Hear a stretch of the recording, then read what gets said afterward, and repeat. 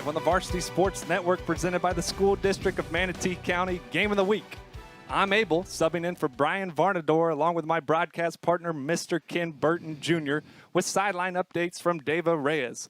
Tonight, we are under the magnificent LED lights at Hawkins Stadium on Joe Canaan Field in beautiful Bradenton, Florida. The matchup, the Manatee Hurricanes and the Wiregrass Ranch Bulls. The air has cleared, the records have been wiped, and we've got a brand new high school football season kicking off tonight. Can't wait for this one, Ken. Absolutely, Abel. And we have tonight two evenly balanced teams. The only thing in common with them is they both played Palmetto last year. Wiregrass Ranch was knocked out of the playoffs last year by the Tigers, and the Tigers defeated, it was in Manatee's district. So I think one thing, regardless, as we talk about the teams, is the field tonight. It has rained pretty steady today, Abel. Even up to an hour or two ago, we were out walking on the field. It's nice and moist out there. So running game may play a big factor in tonight's game. Who can move those chains? We'll just have to wait and see. Definitely. It was a little sticky down there on the field tonight. The grass is in great shape, but it did rain pretty hard a couple hours earlier. So for Manatee, coming off a 2-7 campaign in Jacquez Green's first year, certainly looks to and has the capability for a big turnaround this year, talking to their coaches from a culture standpoint and everything they're doing. Looks like they are setting themselves up for a different year this year. Oh, yes. Expectations are high here at Manatee High School. Not normal around here to have a 2-7 season, but they have completely wiped that from our mind. We were talking to the coaches. What was it? 700 and I forget how many wins. 706 wins that Manatee High School has accumulated all the way back to 1914 or whatever. The school's been around probably another 20 years before that, but they've been playing football over 100 years, and that's up near the top, if not the top, in the state of Florida. Of course, the state championships, Joe Canaan, they named the field after him. Great tradition here. Lots of players going on playing at the next level, Heisman players. So they're trying to wipe that completely out. The good thing is that Coach Green has done a couple of things. He has got his set of coaches. Definitely. Yes, COVID last year really impacted them. They didn't have an O-line coach. No strength coach. They didn't have a strength coach. And, football, you got to have strength. Critical. So they have shored that up. All the players are back. Didn't lose many to graduation. So they're a year older. They've been another year in the program. And actually, I think this is Coach Green's fourth year. He was the OC for a number of years. So second as head coach, am I wrong? Second as head coach, okay. Yes. And he was the OC prior to that. Okay. And, of course, everybody knows that name if you're a Florida Gator. I Sure. know you've watched him play. Of course, he was one of my favorite players of all time. Probably watched him many times at Florida Field, and of course Tampa Bay Buccaneer. He's got some records up there in Tampa with the Bucs as a receiver and kick returner. So like Coach big Green, things. watch out for the special teams tonight. BJ. You talked to his dad down there. Yes, yeah. Bon Bean Jr. I had the opportunity back when I was a crazy guy playing minor league football. I played with Bon Bean Sr. He's just 5'8", maybe $160. He's 39 years old. He still plays football with the Gladiators, our local minor league team. He was one of the better players on our team, and he was actually my long snapper. And just an amazing athlete, and his son is a mirror image of him.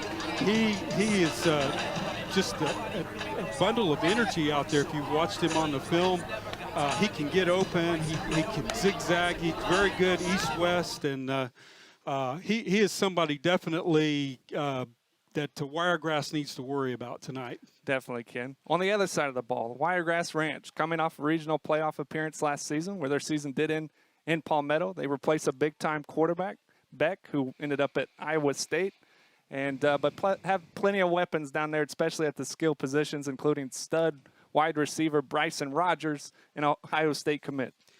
Yes, absolutely. Coach Cantor, Mark Cantor's in his 7th season, has taken them to the playoffs, I think 4 times in his 6 seasons. They play a great brand of football. They're always competitive. They're always vying for the district. Yes, they had Rocco Beck as their quarterback last year. We saw him last year when we did the game against the Tigers. Great quarterback, Iowa State, and his dad, Anthony Beck, another Tampa Bay Buccaneer, Abel. He was their OC, and he's no longer there. He's now the head coach of the XFL St. Louis. I can't remember the mascot, but the XFL St. Louis. So you go from Wiregrass all the way to the XFL to being the head coach.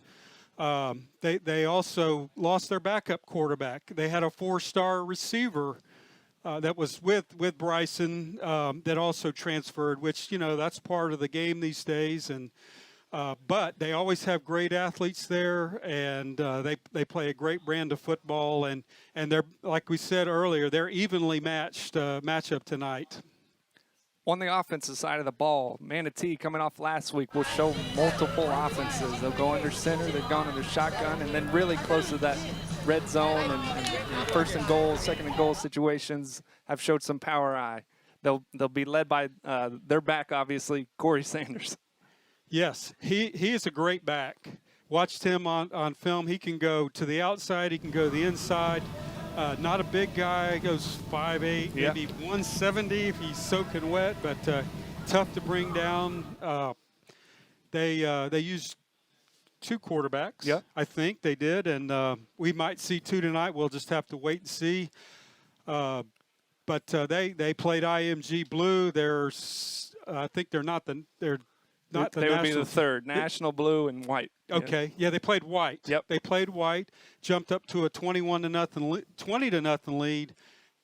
IMG came back, took the lead, and then Manatee finished them off here at Hawkins Stadium last week. I think it was 30-21 was the final score. Yep.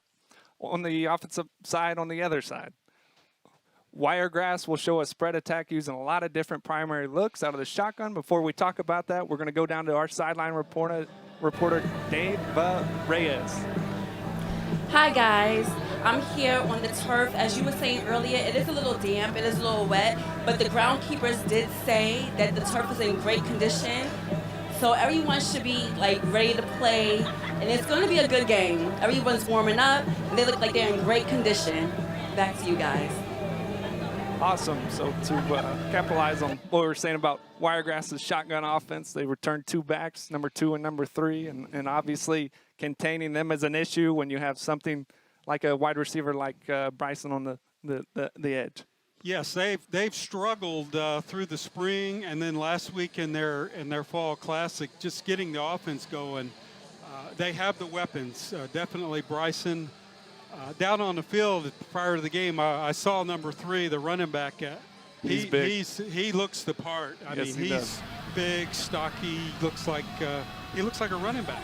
And I was thinking, I don't want to tackle that guy. He's too much. He would run me over and just keep on going, no problem. Definitely. So that will lead us to our keys to the game, sponsored by Garrett Richard. For Manatee, again, I think it's shrink the field and make them play between the tackles with those backs. Obviously, you don't want an explosive player like Bryce on the outside making explosive plays.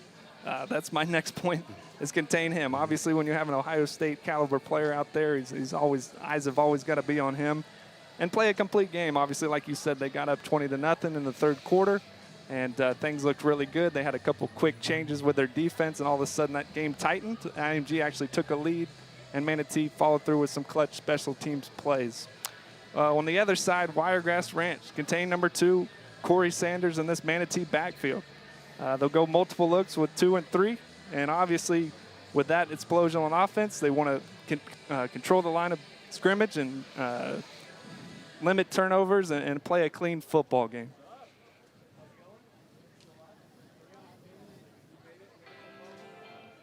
We'll now go down to the field for a live look at the Manatee color guard and the national anthem.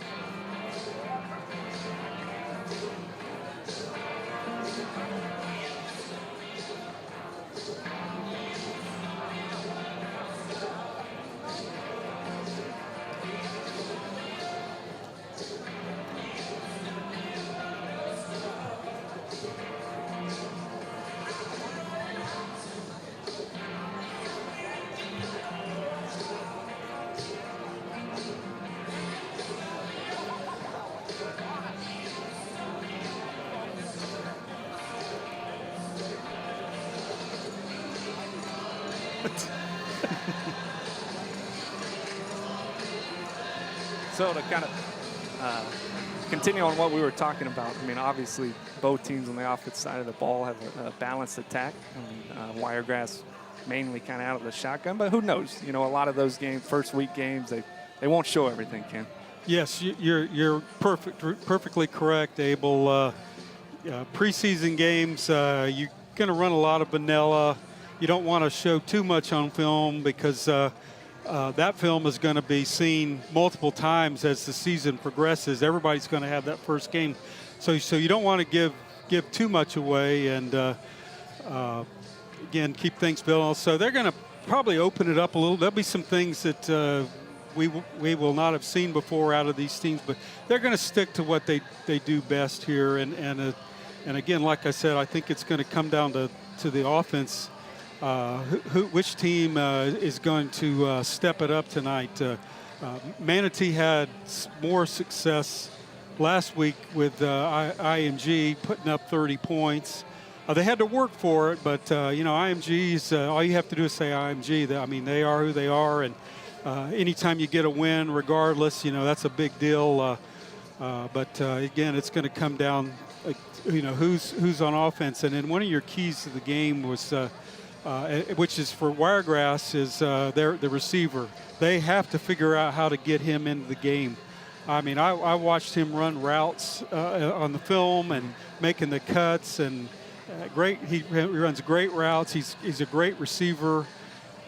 They've just got to figure out some way to get him the ball, which is what Manatee wants to limit, and that's how Wiregrass can break that key. They haven't had too much luck with it, but so look for they have two quarterbacks tonight too. Two quarterbacks. Both teams will maybe rotate quarterbacks. Obviously, Jacquez Green has been the recipient in the 90s of a two quarterback system, yes. So I'm sure he's comfortable calling and executing that. And but I wanted to talk a little bit more about your specialty on special teams. We talked about the returners, but we've got a fantastic, somebody that doesn't get enough credit is always the long snapper, whether it's short or long. And yes. Cho does a fantastic job on long snaps in the punting game. And we will address that after this commercial.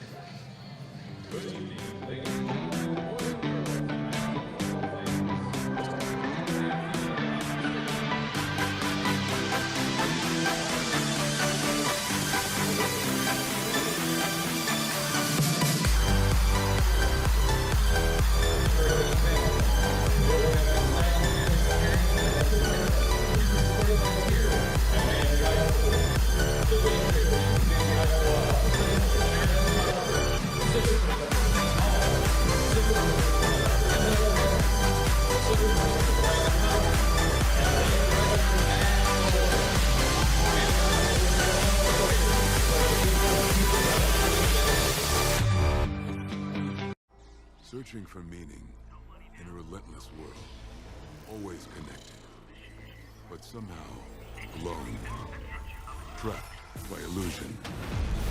We offer another path, where the battle to belong begins. Awakened by a calling, united by the cause you fight for. No one can take away what it means to be among the few, the proud, the Marines. Sharing the road is everyone's responsibility. Riders, wear protective gear, make yourself visible, and follow traffic laws. Drivers, look twice for motorcycles. Use caution when changing lanes. Motorcycles may be hard to see. And maintain 4 seconds of following distance. Motorcycles can slow down without activating a brake light. Find out more ways to stay safe. Share the road, Florida, and arrive alive.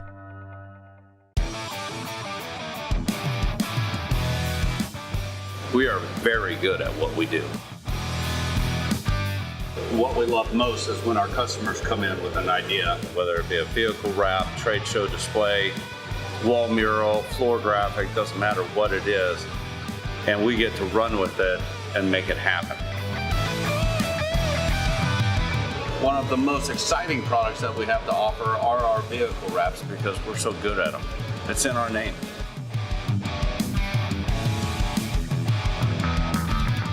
From design to installation, you're not going to find a better vehicle wrap.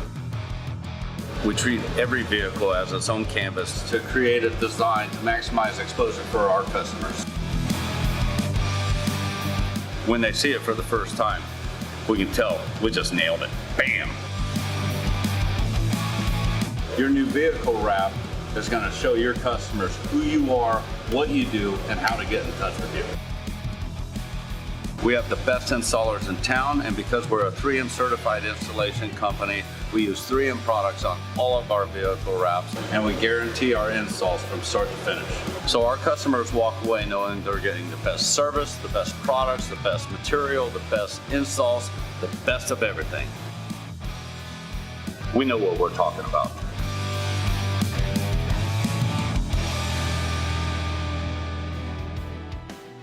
We are back live on the Varsity Sports Network presented by the School District of Manatee County. Ken, to your point about the special teams and the long snapper. Yes, we were talking about special teams, long snapper Wesley Choate, which is a familiar name around Manatee High School, goes way back. Chad Choate, actually the broadcast team for the Manatee Hurricanes, and then I believe his dad was a principal here for many years. But long snapping, we were talking with Coach Stallard, who's another mainstay around here, Manatee County. I think he's for the Hurricanes. He's been part of this program way back to the Canaan days, and think the world of him. He was talking about they're not where they want to be with their special teams, but they're getting there. The kids are hungry, but Wes talked about how well Wesley snaps, and that's a big deal for your kickers. You know, when you don't have to worry about your long snapper. Getting that ball back there in a decent amount of time and accurate. So much of what the special teams coordinator was talking about was culture, but we'll talk to that after we go live on the field for our color guard and the national anthem.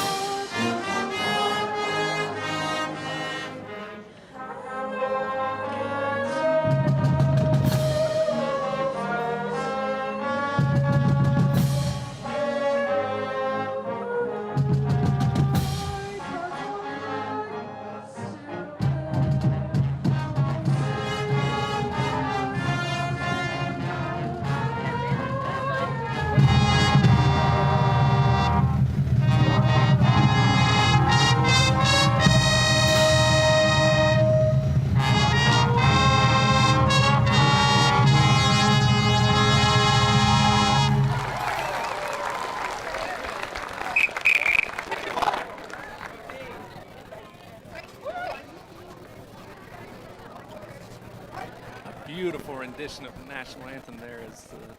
It's kind of a calm before the storm right now with the crowd and the energy in the stadium. I'll tell you what, when we were down on the field, both teams seemed really excited. Obviously a new year and wiping the records clean, and I'm as excited as them to get this thing kicked off, Ken. Yes, everybody's 0-0. everybody's ranked number 1 in the state, in their minds at least. But it all starts now. It'll be 11 weeks here of football. We're excited on the Varsity Sports Network and our sponsor, the Manatee School District, for this upcoming year, doing a different game of the week. Yeah, everybody's wants to win that first game, but only half of them are going to be successful. That's right. They're either going to be on the top half or the bottom, obviously, coming out of this game. So I'm interested as the captains start to come out on the field and this thing gets going. Interested to see always the coach's decision coming out first game, if you want to take the ball and then go down and score immediately, or if Wiregrass is trying to control the ball a little bit more, maybe they defer, or so on and so forth. So. Yeah, coaches, you're a coach, so, everybody's got a different philosophy about that. They want the ball or we're going to win with our defense. I don't know. Do you have some insight on that?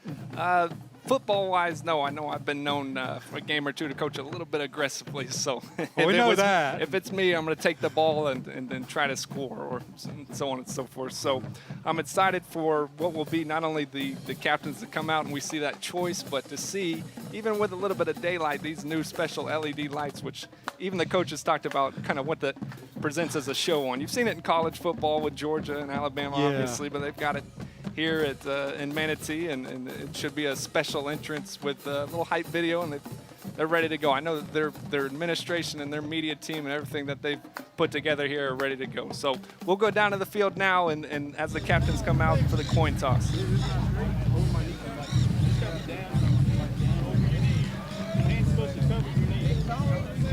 Wow, what a great shot, Abel. I mean, we're just like right down.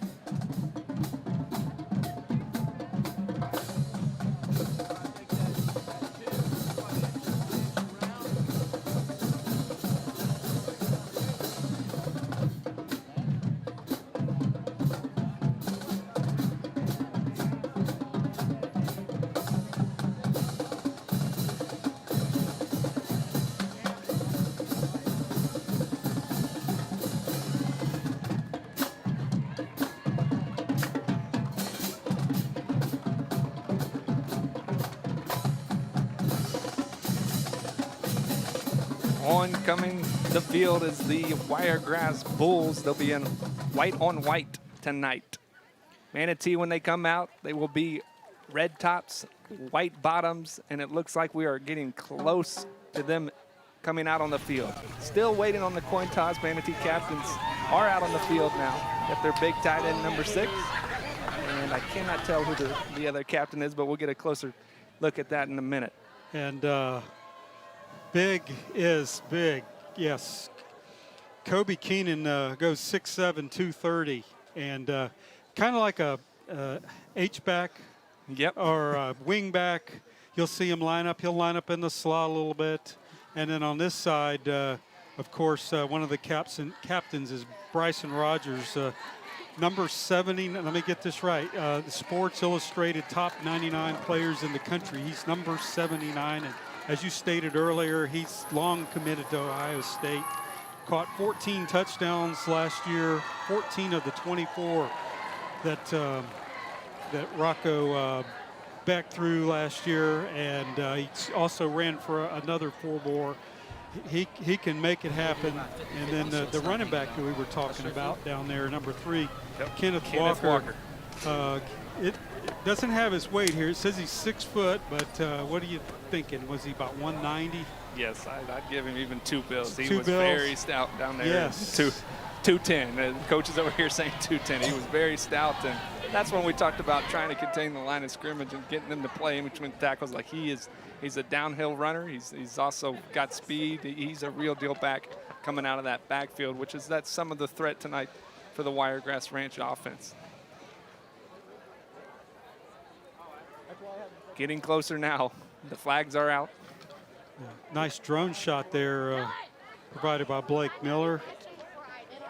And the crowd still coming in. There's a decent crowd here, but by the time it gets dark, it'll be rocking and rolling here. And like you said, they've got a fancy promo here that we're going to be a part of. Can't wait to see that. Definitely. And the sun is starting to set now, and I like the fact that Manatee's administration has kept the game at 7:30 and let the fans get here. Obviously, with I saw it coming on 301, the backed up traffic there, and how hard it is to maybe get to one of these games coming off the 5 o'clock traffic. I hope that's hopefully something that goes countywide where we keep the 7:30 game. You know, back in the day, 100 years ago when your dad and I played, 8 o'clock. Yeah, we'd start at 8 o'clock, and it was already dark, and but 7:30 is a good time. You don't want to be out too late in the evening these days, and so now we finally have the captains coming onto the field. Captains for your Manatee Hurricanes, number 5, be a Ted decision made on McDowell, who number gets the ball, 6, and let's move Kobe this thing Keenan. on. Let's go down to the field.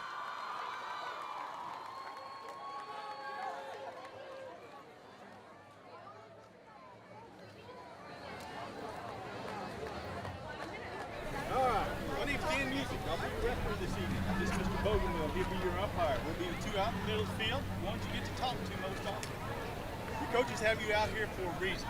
You're not out here just for a coin toss. You're supposed to be leaders, all right? Let's lead by example. It's going to be good sports.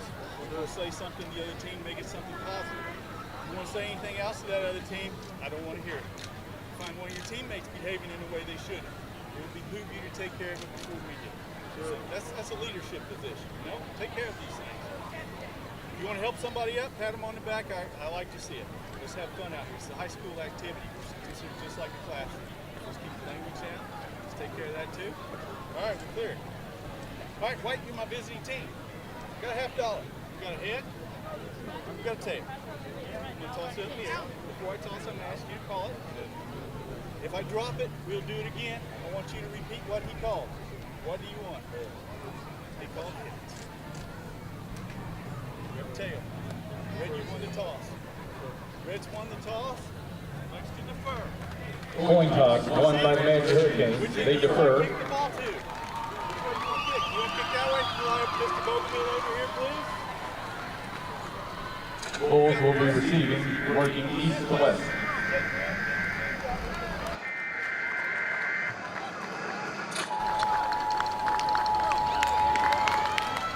This is not a test.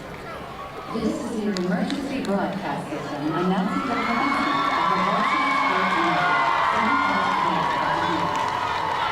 Commencing the siren, any and all cheering, including chanting and shouting, with the purpose and intent of supporting your respective team, has been authorized for continuous use during this contest. It's live broadcast and let the game commence. The Varsity Sports Network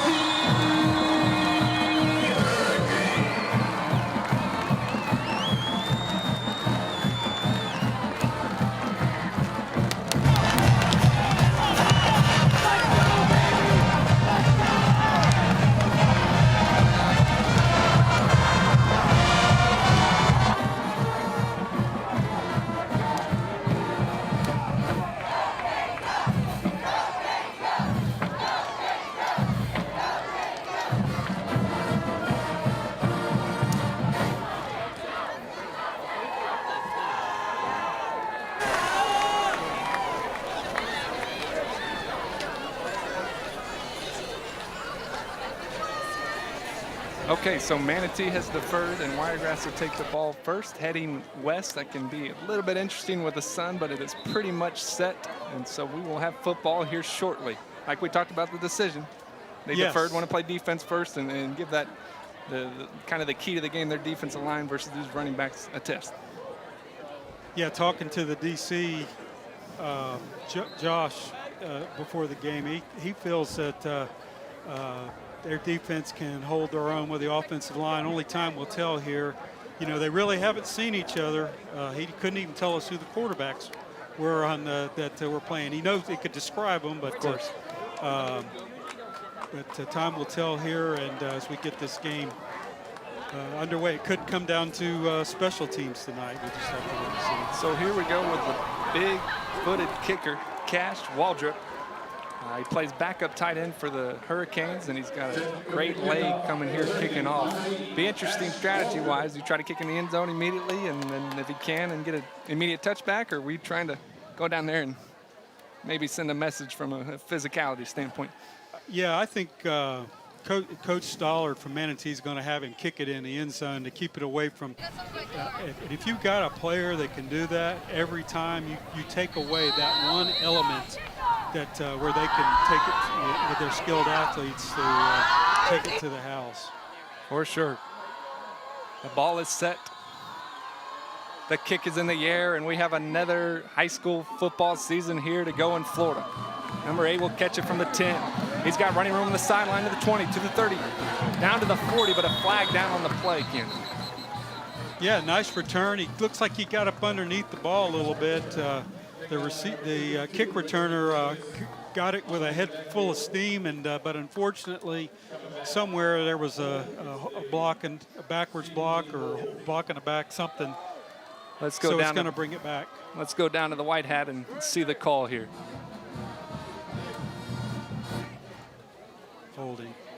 Holding. All right, so Wiregrass will start now. Unfortunately, deep into Manatee territory, their own territory on the 15-yard line. It'll be 1st and 10. Just 7 seconds went off the clock. We'll get going here. So a team that has struggled offensively probably was going to have the ball near the 40-yard line. That penalty cost them 25 yards to start this game out. Big. That was something that was key last week in the game for Manatee against IMG White. Early on, it was a kind of a field possession battle, and they eventually capitalized with a score and got out in front there. There you see the size of that running back, and he's going to take the first snap of the game, Kenneth Walker. He'll run up the middle, driving. He won't get much, and there's kind of one of the keys of the game there, their offense versus Manatee's stout defensive line. Yeah, who can establish the running game? They just did a direct snap. We know they've got 2 quarterbacks. 57, Maximus Freeman gave it to the big back there and didn't get much to start this thing out. Last week they were held scoreless. I think they got beat 24 nothing. 34 to nothing to Clearwater Catholic. So they will send the quarterback on the field. This is Brown, his first snap of the day. See if they snap it. They'll snap it to the quarterback here. They'll go shotgun as they normally do. There'll be 2 wide receivers to the left. They'll have 1 to the short side of the field. And did we have a penalty, Ken, that we missed there? I don't. I guess so. They're saying it's 1st down again. Okay, how's that for a first snap? It'll get a free one. It'll be now 1st and 15. My apologies. A play action pass, drops back, looks. It's going to be picked off by Manatee, and it's going to be a pick 6. Well, technically, after the penalty, the first play of the game, that'll be, you talked about it in the pregame, Ken. Tez McDowell. What a play. How's that for a start? If we can catch it on the replay, he just jumped the route. It was just a quick down and out and jumped the route and was clear sailing.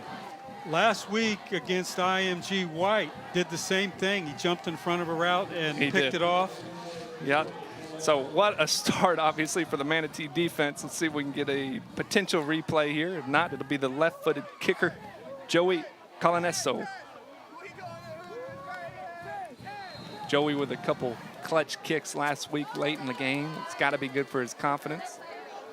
Wiregrass doesn't send many on here. It's up, and it splits the uprights, and it's good. So with 11:40 to go here in the first quarter, we played 1 live play without a penalty of action, and it was a pick 6, and Manatee's on the board. Obviously, you're feeling good if you're Jacquez Green. Yes, yeah. If you're Josh Phillips and the new defensive coordinator for Manatee, you've got to have a big smile on your face. And Tez is their inspirational leader on the. He's their talker. He trash talks to the other team. He's the motivator, and he set an example there on the very first play of the game for an easy pick six. I mean, they don't come any better than that. My goodness. And again, you know, we talked about the culture and kind of the rebuild here from an emotional standpoint. That's got to give this not only the fan base, but obviously the players and the coaches a ton of confidence now. So we'll see. Now, this is they talk about it all offseason and workouts and in the weight room and early morning, how they respond to adversity right now if you're the Bulls on the other side of the field. Oh, yes, absolutely. Wiregrass, like we said, they've struggled offensively. This will be a great opportunity to answer this call.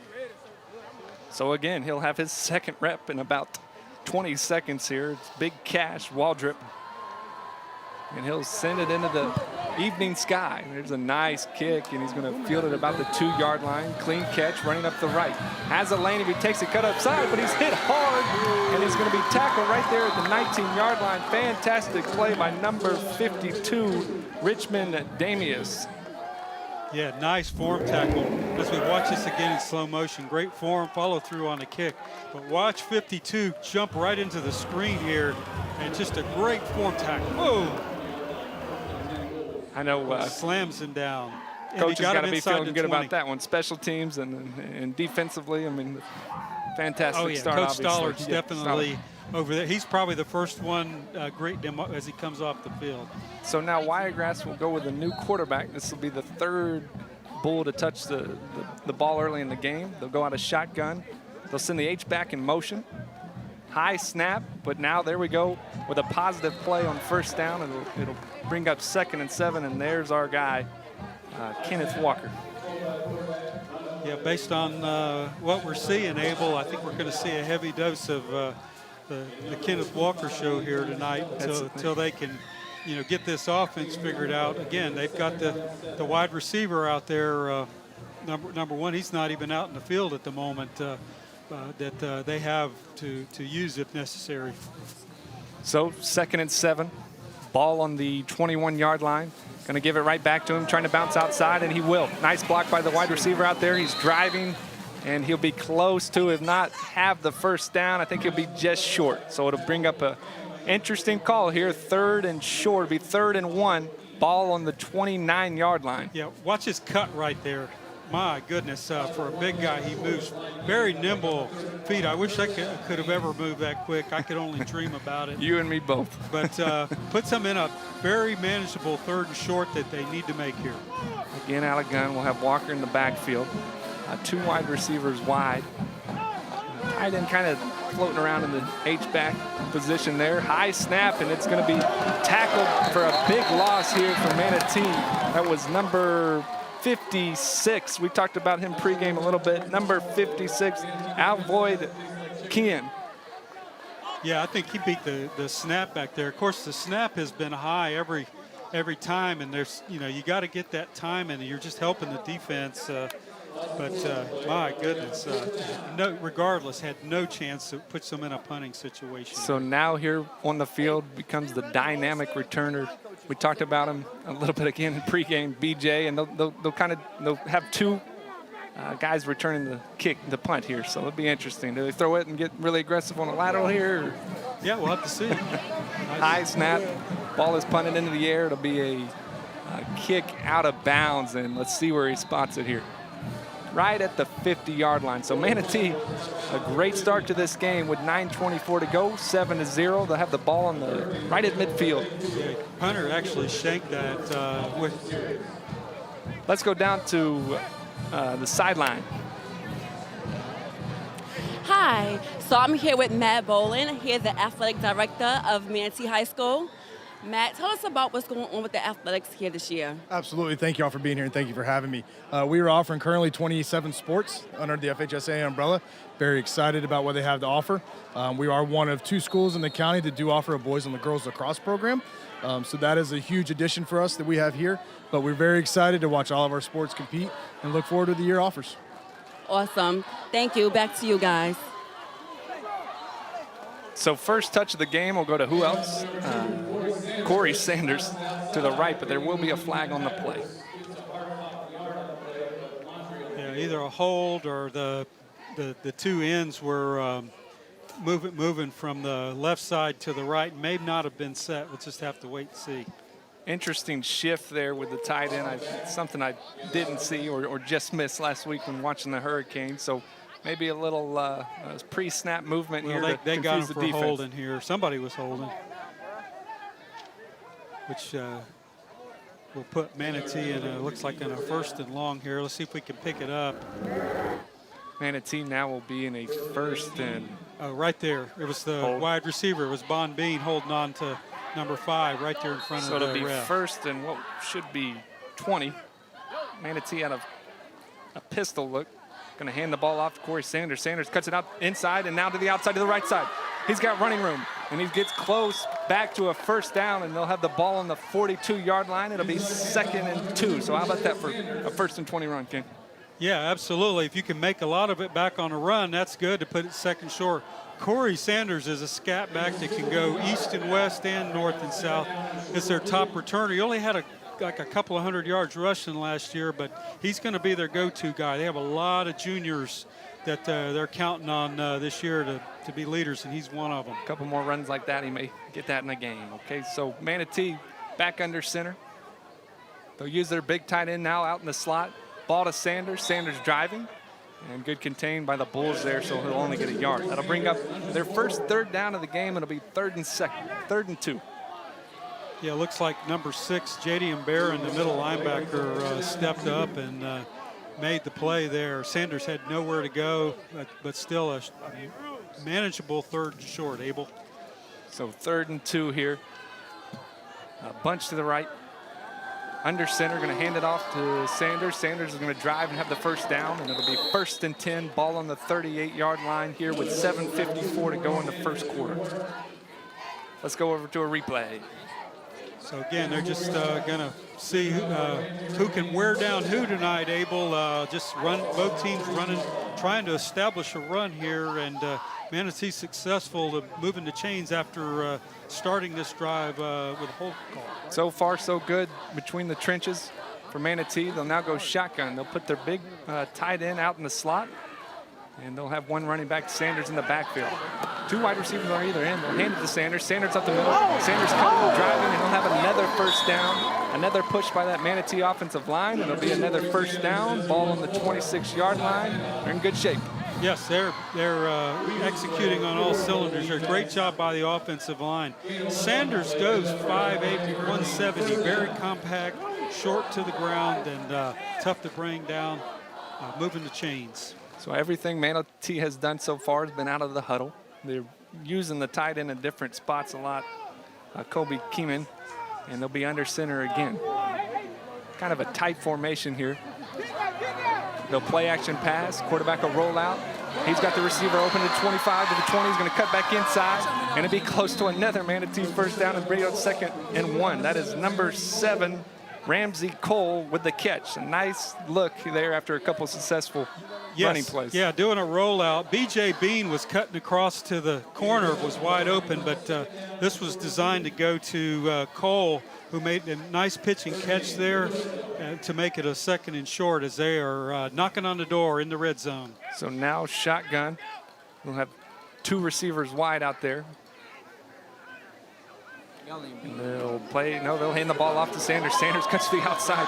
Sanders driving, and he has, again, another Manatee Hurricanes 1st down. So we're looking at 1st and 10. They can still pick up a 1st down. Deep inside now the Bulls' red zone, and it'll be 1st and 10 from the 15-yard line. Yeah, Sanders is getting the opportunity to get his feet moving. Looked like he was running into a wall and was able to make a cut outside to get a couple extra yards there on that play. What do you do here, Ken? You've been running the ball successfully. Keep going, or we? You know, the tight end could play. You know, he's due. Out of shotgun. Takes the ball. Sanders running, and he'll have positive yards. At that rate, they're going to be very successful. Only a gain of 2, but you can tell kind of early that the lanes are open. Yes, and they use Kobe Keenan, the tight end, as you can see him there. You know, he goes 6'7". I know you'd love to have him on a basketball team with you. but they use him as a lead blocker. He was coming across, you know, doing one of those trap blocks, and I don't know if I'd want to have somebody 6'7", 235 coming at me full speed. You and me both. So they'll now go same formation. Some of these are unique from last week. It's almost like a pistol look with a running back deep in the backfield behind the quarterback. Sanders will take the ball, running up the middle. It'll get about a gain of 5, so it'll bring up 3rd down and 4 here. Getting late in the first quarter with close to 5 minutes on the clock. Yeah, they ought to break for a water break, as you see Keenan head to a hole there. But I think Coach Green is, you know, if it ain't broke, don't fix it. They're just going to keep running this ball up the gut here until the Bulls figure out how to stop it. So on 3rd and 3, we've got Tyron Jackson, who's another explosive back. It seems like they've got a stable full of them into the game. They'll send 2 receivers to the short side. Let's see, there's a lot of open field towards the right. See if they give it to Jackson. Jackson will take the ball. He spins and goes to the left and cuts up. Almost stays on his feet for a big play, but he'll only get 2. And it'll bring out decision time for Coach Green. It's 4th and 2. Oh, yeah, they're going to keep their team on the field. They've got too much momentum and opportunity to go up here 2 scores. One thing that Coach Green mentioned on media day, they are loaded in the backfield with a score of running backs, so they can just pop people in that are fresh and, again, to wear down the defense with those fresh backs. So a little bit longer distance than I originally called. It'll be really like about 4th and 3. Under center now, Jackson in the backfield. They'll pitch it to him. Jackson running, trying to get a lane to the outside. He drops the ball, and it's going to be picked up by Wiregrass. So 4th down, I don't know if it was a gamble. I don't think it was so much of a gamble, but 4th down call goes the Bulls' way, and all of a sudden now, instead of being down 2 possessions, they've got the ball and new life, Kim. Yeah, absolutely, Abel. I think for Wiregrass, this was huge to avoid going down 2 scores and to hold Manatee on a short field like that. So we will have a timeout for water break, correct? Yes. And we'll go to, matter of fact, we'll go to a commercial break. This is Varsity Sports Network presented by the School District of Manatee County. Our greatest joy is serving the community in which we live. Don't choose our firm just so we can boast how big we are. Or tell everyone of how many millions of dollars we've won for our clients. At Carl Reynolds Law, you won't be just another feather in our cap. Choose Carl Reynolds Law so we can treat you like you're part of our family. And so we can continue to give back to the community we love. Because injuries are personal, Carl Reynolds Law. Manatee Memorial Hospital is available 24/7 with high-quality treatment at our... So we are back live on Varsity Sports Network presented by the School District of Manatee County. Bulls have the football deep inside their own territory, and they'll hand it off to Walker. Walker has a lane. Excuse me, that is Davian Brown. Davian Brown, who's another explosive back. We talked about the keys before, number 2 and number 3 on both sides of the ball. There's Wiregrass's first touch for Davian Brown. Yeah, if you're Manatee, you want to slow these guys down, and so far so good. And they're winning the field possession battle so far as well. 2nd and 4. Quarterback is going to hand it back off to Brown, who will get nothing there. Big number 56 for Manatee, Alvoid Keenan, and was that 99 Nathan Schofield in there.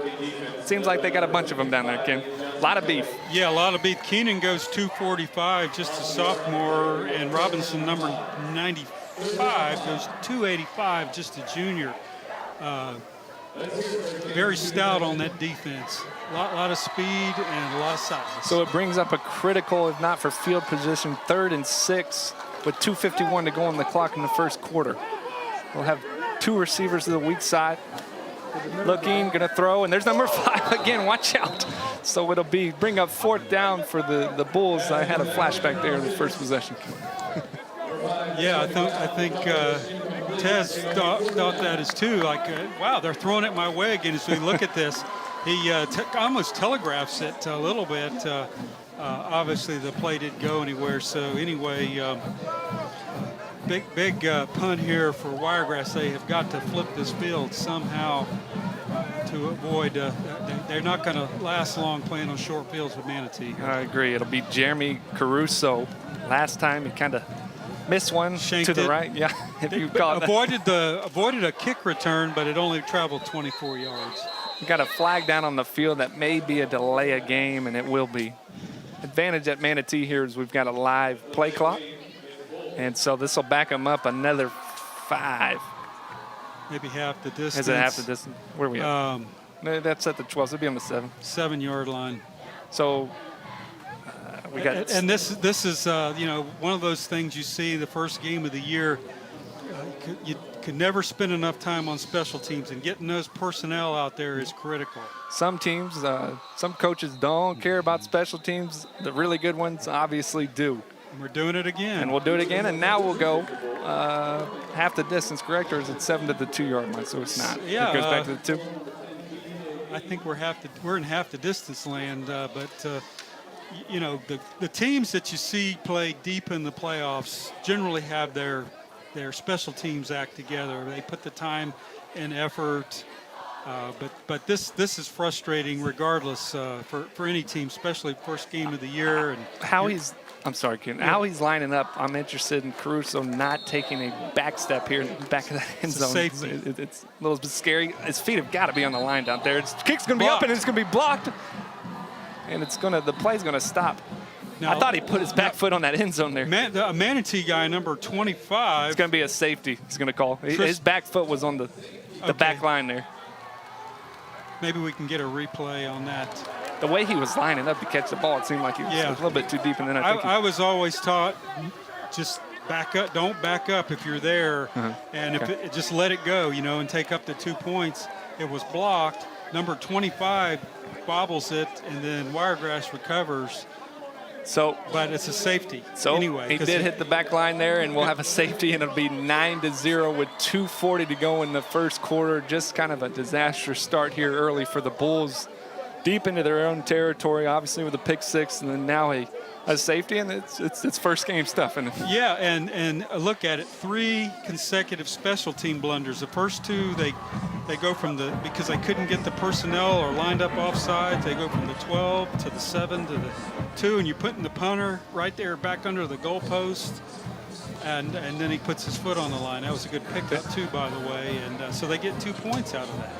And they punt. So they'll go punt up to do you have the option now to kick off and punt, and punting's further, or how does this work for the? I believe you're supposed to punt the ball, but if you take a tee out there, I always tell them, any kicker I had, take it. If you want to kick off from a tee, just until they tell you can't do it, just depends on. So it's he a has free one kick. out there. So he'll kick from a tee. I think you have the option. I'm not entirely sure. And they practice. This is a kickoff, and they practice kickoffs with a tee. So I prefer letting the kicker kick with the tee because the other 10 guys are used to it. And again, if he's punting, it might draw somebody off sides because it's 2.5 steps versus 10 steps, and so let them kick with a tee. And if they don't let you do it, then you punt it. So Caruso now is going to get an opportunity to kick the ball. And he'll kick off from their own 20-yard line here. Watch these returners now. We can send one into the air. They're very dynamic. Both BJ and number 7, Ramsey Cole. Speed burners. I think Cole's faster than BJ from what I hear. I'd love to see it. We're going to have that opportunity. Here goes BJ. He'll take the ball at the 20-yard line. He's got a plethora of blockers inside. Now he's going. He bounced it out to the right side, to the 40, to the 35. He's got one man to beat the kicker, and it looks like he's going to beat him, but with a heck of a hustle play, he's going to get him down at the 5-yard line. But early on, special teams, special teams, special teams. You know all about it. Yeah, and if you've got a guy like B.J. Bean that is just electrifying, that's a game changer, look at this. The blockers are there, got the wedge going. And then he just sees the daylight, and then he's off to the races. He runs track. He runs the 200, 100 and sub. He's in the 11s. I was reading earlier, prepare. And, heck of an effort by Gilliard, number 8 on Wiregrass. I thought he was gone and was ready to call it, but what a nice hustle play. You never know in the game of football what that can You run to the ball until they blow that whistle, and that's a perfect example of that, not giving up. You just never know. So now here's the power eye look in the red zone. The ball will be on the 5-yard line. First and goal from the 5. They'll hand it to Sanders. Sanders driving, and it'll be close to a touchdown. It'll be on the 1-yard line. Both sides of the ball, the line's got to favor Manatee early.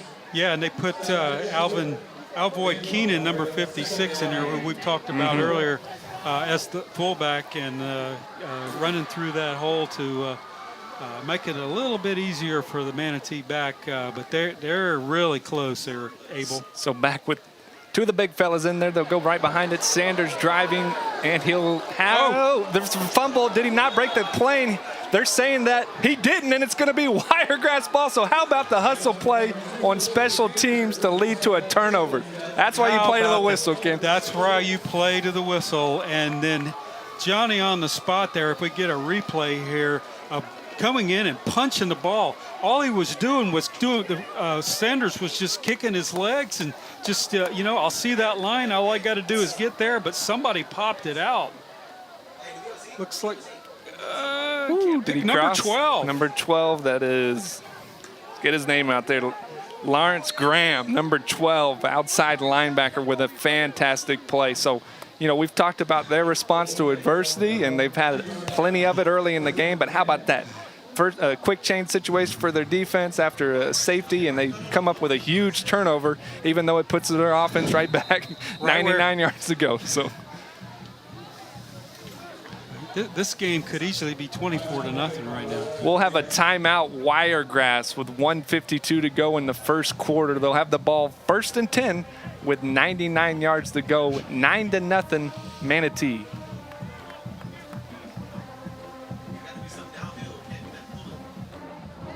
We'd like to thank our media group sponsor tonight, Godson. How about the Best pizza in town, go visit Godson.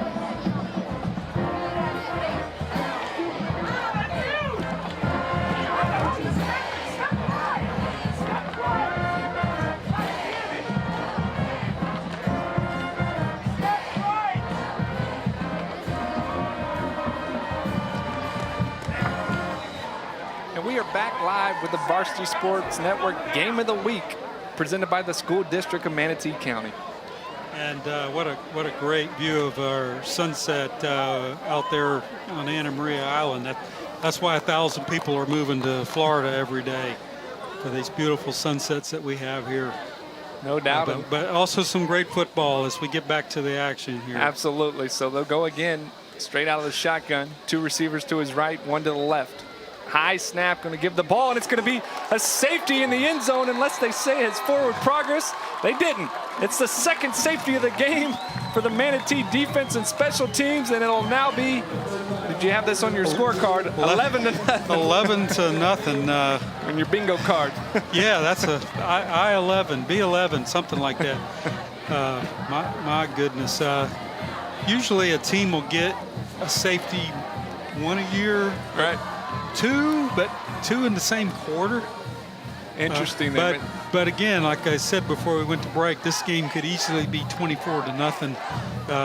The way Manatee's defense has been playing, shutting down the Wiregrass Bulls offense. But 11's better than 24, and so they're still not out of it yet here. But they'll be kicking off from the 20 again, so we're going to get to see these electrifying kickoff returners again for Manatee. Also tonight, to note from some of our keys of the game early, Bryson Rogers, 0 touches in this football game. Yes, I don't think I've seen him in the game. I don't know either. You don't know what's going on. We may see him as we've got him back up here, able. Manatee's done a pretty good job of shrinking the field, I would say. They sure have, and they haven't had to contain Rogers. He hasn't been a threat, and they've been playing a complete game. So playing right into the strategy tonight. So Manatee, to add to the complete game, up 20-0 last week, up 11-0. Everything's going right now. Can they? Obviously, I'm sure They talked about it. Can they sustain this for 4 quarters if they can? And I'm sure that's what their coaching staff is telling them. They got to play in the air, and it's going to be caught by number 4, who's got a little bit of a lane himself up the middle. Big hit by Wiregrass, stays on his feet, And it's going to be tackled at the 43. So a nice return by number 4, Kayvon Reddick, wide receiver there. So yeah, just comfortable catching another the one ball. of those juniors. Nice return. They probably want to keep it away from those 2 guys in the back, and old number 4 is there, just as good with a decent return. Given the Canes again, great field position. So Squitieri now up what would be still 2 possessions, unbelievably, is going to go out in a 5 wide, excuse me. It's going to be a quick pass, wide receiver outside. It's going to be BJ, and there's going to be a flag on the play. So trying to get it in BJ's hand was probably a good idea, but it's the receiver for a holding here. Always different for them going live and blocking. Yes, absolutely. You'll see this a lot with Manatee when they put him in the slot, that they're going to run a quick screen to him. You know, you get it into you let your athletes make the plays, and this is exactly what Manatee's doing. Looked like maybe number 70 there could have been the culprit on the holding call, but get it into your athletes' hands and let them make plays. But that one's coming back. So it'll be 1st and 20, and now they'll go under center. They'll have 2 wide receivers left, and they'll have number 22 in the backfield. It'll look to bounce to the outside, doesn't have much, and there'll be another call. So field position flipping the other way a little bit here, which is an encouraging sign for the Bulls defense. Yeah, they need a break, and they're getting some help here, possibly to flip the field. You know, last time Manatee stuck with this run game when they started off with the 1st and 20, they got about 18 of it back on the first play, but as they make this sweep to the left here on the replay. That is number 22, Keyshawn Smith. That's the 3rd running back, which I'm sure he can go to. So we talked about a stable of back. They do have a stable, and they're all very, very talented, and they're going to try to wear them down here tonight. So 11-0, 124 to go, and still the first quarter. Ball is on the 33-yard line, and Manatee is going to stop and take a timeout here. So a lot of momentum kind of stopped, and they'll try to figure it out. Quez will try to dial one up offensively. Yeah, I think probably a good idea to take a timeout. You're down to, it's just your first timeout. You can execute your 2-minute drill here. So they're talking about, hey, what can we do here before? Well, I'm sorry, we're just in the first quarter. I think they're just taking a look here and reminding them that, hey, just stick to our game plan and let's just grind this thing out. I like it from Coach Green. So many times you take those first half timeouts into the locker room thinking you may need some late in the second quarter, but they're not always called at any level. So him calming down the offense right now and saying, let's stick to our fundamentals and do something here. So it looks like Squitieri will go out of the shotgun. He'll have trips to the right and 1 receiver underneath the left. Let's be cautious of number 4, Reddick, out there if he's got man coverage. Squitieri's going to throw down the middle of the field, and it's going to be just overthrown. He had Ramsey Cole in the middle of the field, which would have been a touchdown. So great call coming out of the timeout there. Yeah, I like the call. It kind of opened it up there. We've seen them running all night here, and this might open some other things up. Just a straight fly route down the field. This is your fastest guy on the field there. He had him, and he had the defense beat too. Just could not quite put it together there. So it's a nice second and about an eternity here. My goodness. 2nd and 31, ball on the 23. They'll hand it back off to Smith, who won't get much. So that'll bring up, did they say fumble down on the field? Are they going to call it? I think the side judge is going to say that it's down. Yeah, Wiregrass is, we've seen it earlier. They're going to try to knock that ball loose. Great response here by the Bulls defense, kind of pinning them back in and doing what Manatee has done to their offense, and great response here. So that brings up just a 3rd and 31 here with 40 seconds running clock in the first quarter. What do you do here? Hand the ball off, or? Well, we'll see. But if I know I'm Wiregrass, you want to keep everything in front of you. You would think they would be in somewhat of a prevent, but not seeing it. They're lining up. Let's see if Squitieri takes a shot. Be interested to see Reddick there of its man. Squitieri dropping back is going to be almost sacked. He's going to hit his big tight end, but it's going to be in and out of his hands. So to bring up 4th and 31 here for the Hurricanes. And it'll be the first punt from the left-footed punter, Joey Colonesso. Yeah, number 12, Lawrence Graham on the blitz there just destroyed that play, threw the timing off. He had his tight end, number 6 out there, Kobe Keenan in the flats to, maybe get a little bit, but, no dice on that play. And, kudos to the Wiregrass Bulls defense here for flipping the field. They're going to get their best field position. So always interesting with a left-footed kicker and left foot spin. I don't know if you can simulate that in practice. It's different to catch the ball here. So let's see the return man, number 5, Trey Gibson here. Decent punt, but it'll take a back spin and it'll be down at the midfield. Look good. Right on the foot. And then yeah, it looked like it was going to bounce another 10 yards. I thought so too. That's tough in that field. Died and then came back, the yard in favor of Wiregrass. Best field position here as we watch this punt again. Good snap, good kick, and watch it hit the ground and then bounce backward. Oh, not quite there, but anyway, you get it. Wiregrass has got a little bit of room behind them for the first time. Abel? So, yep, that's got to feel a little bit freeing for this quarterback in this offense. With 7 seconds to go in the first quarter, they'll run a play near their territory for the first time tonight. Out of the shotgun, 2 wide receivers to the left, 1 to the right. They'll just direct snap it to Walker, who will drive and get about 4 yards. I think that's a pretty good idea. Yeah, it kind of breaks the monotony up. When you got 50 yards behind you, it's a little safer to run. So I like it. It's a great start, and as we end the first quarter. At the end of the first quarter, your score, Manatee 11, Wiregrass 0. You are watching Varsity Sports Network. It's sponsored by the School District of Manatee County.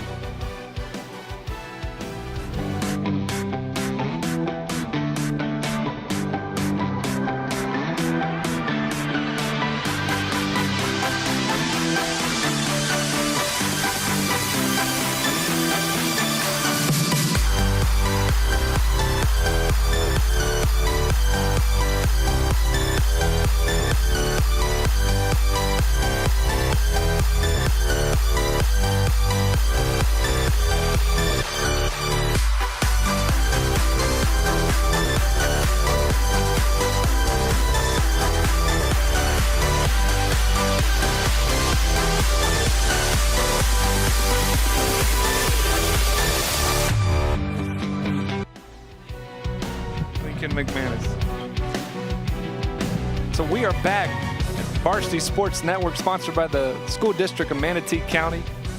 Lincoln McManus at quarterback, 2 wide receivers to the right, 1 to the left. Looks like man coverage out there. Be interesting. And it looks like also Manatee has jumped off sides. That is something that Wiregrass does well. They use that clap count, which can be disadvantage in maybe a hostile environment, but they can clearly hear it now, and they'll use it. And they got, in the spring game, they probably got Berkeley to jump off sides 6 or 7 times.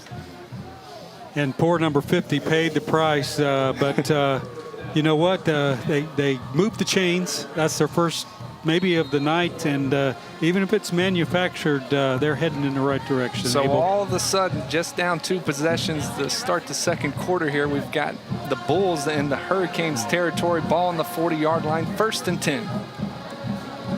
McManus is going to hand the ball off to Walker. Walker driving with his big frame and is going to pick up 6. So now all of a sudden they're ahead of the change. Life is a lot better than it was 6 minutes ago.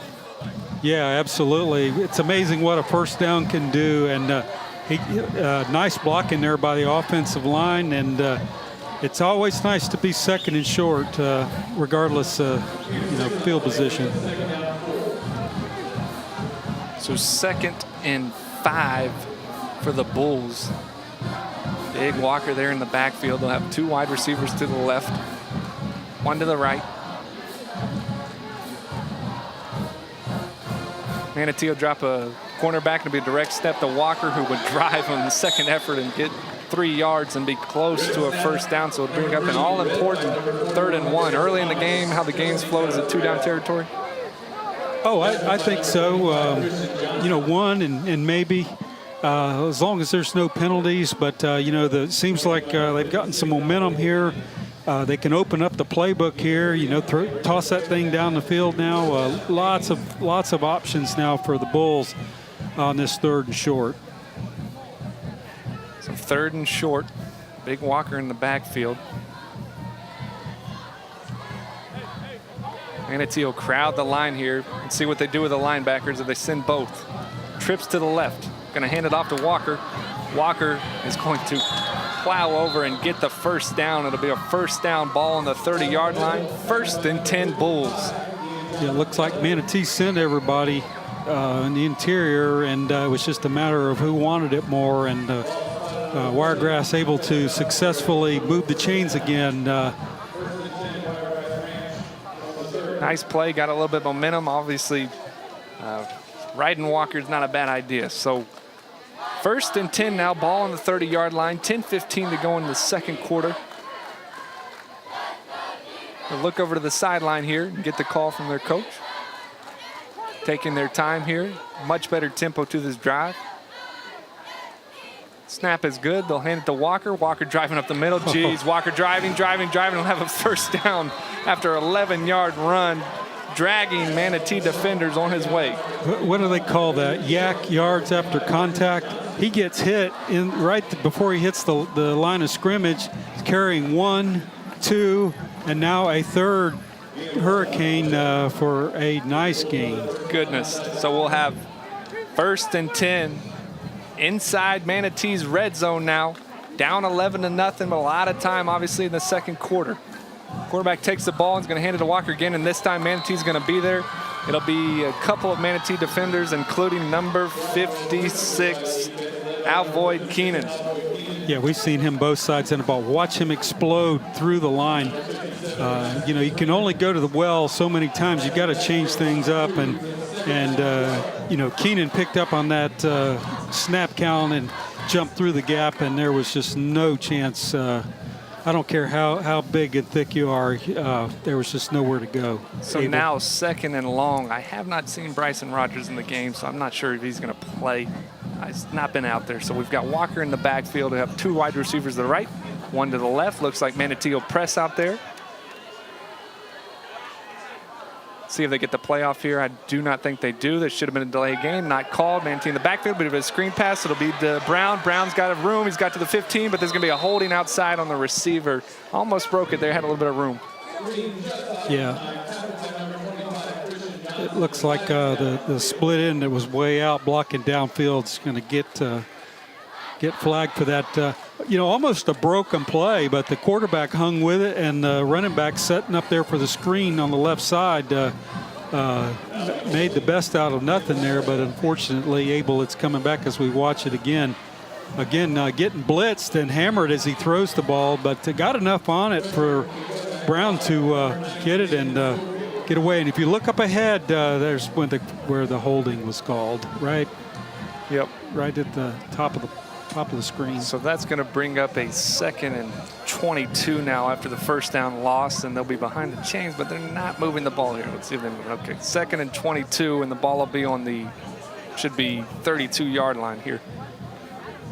Yeah, this is these next couple of snaps are going to be big for Wiregrass if they're going to stay in this game. They've had a lot of momentum, and this is a setback. Let's see if they can dial something up here to get these yards back, Abel. Critical possession. Even if they get a field goal, it cuts it to a 1-possession game, which they'd obviously feel very comfortable with after the start that they had. 2 receivers to the left, 1 to the right.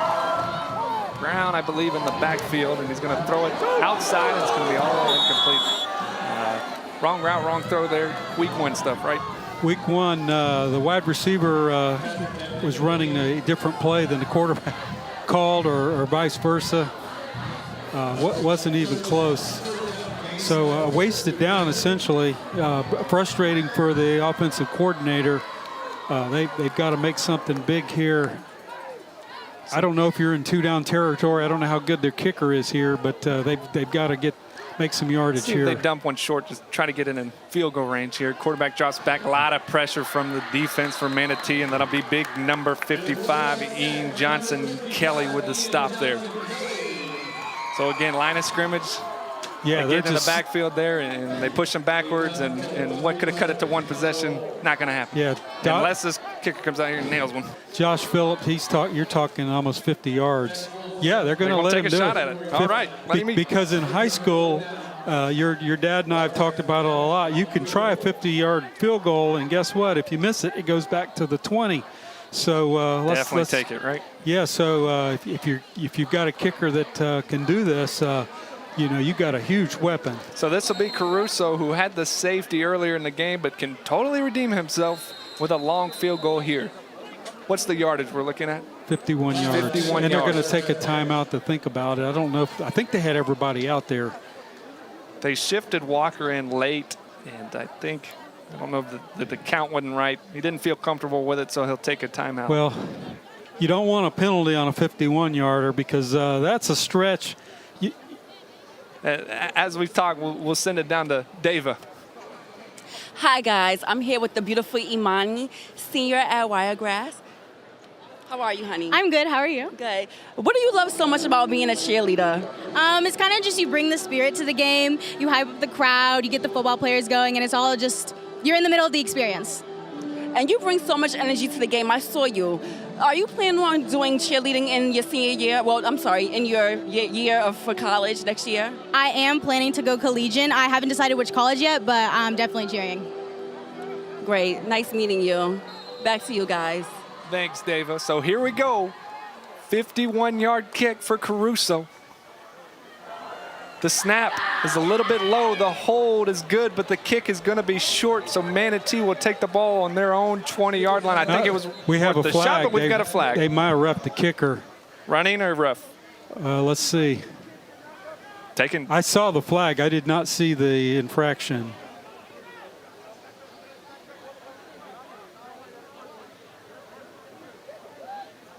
So it's still fourth down. So running into the kicker there. And it'll be Here we go. 5-yard.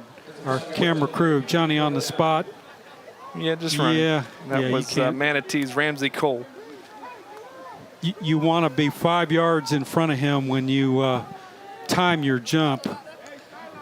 So now you have the opportunity to kick it from 46, or you try to punt it and pin him deep here. They're going to kick it again. Yeah, he got it to the end zone, to the goal line, but he's going to need to kick it better to make it this time. So a great job by the holder last time. A little bit of a low snap. Let's see the short snap here. Good snap, good hold, laces out, kick is up, and it's going to be just to the left, and it'll be no good. So it'll still be Manatee 11, Bulls nothing. It's 7:31 to go here in the second quarter. Worth a shot at it?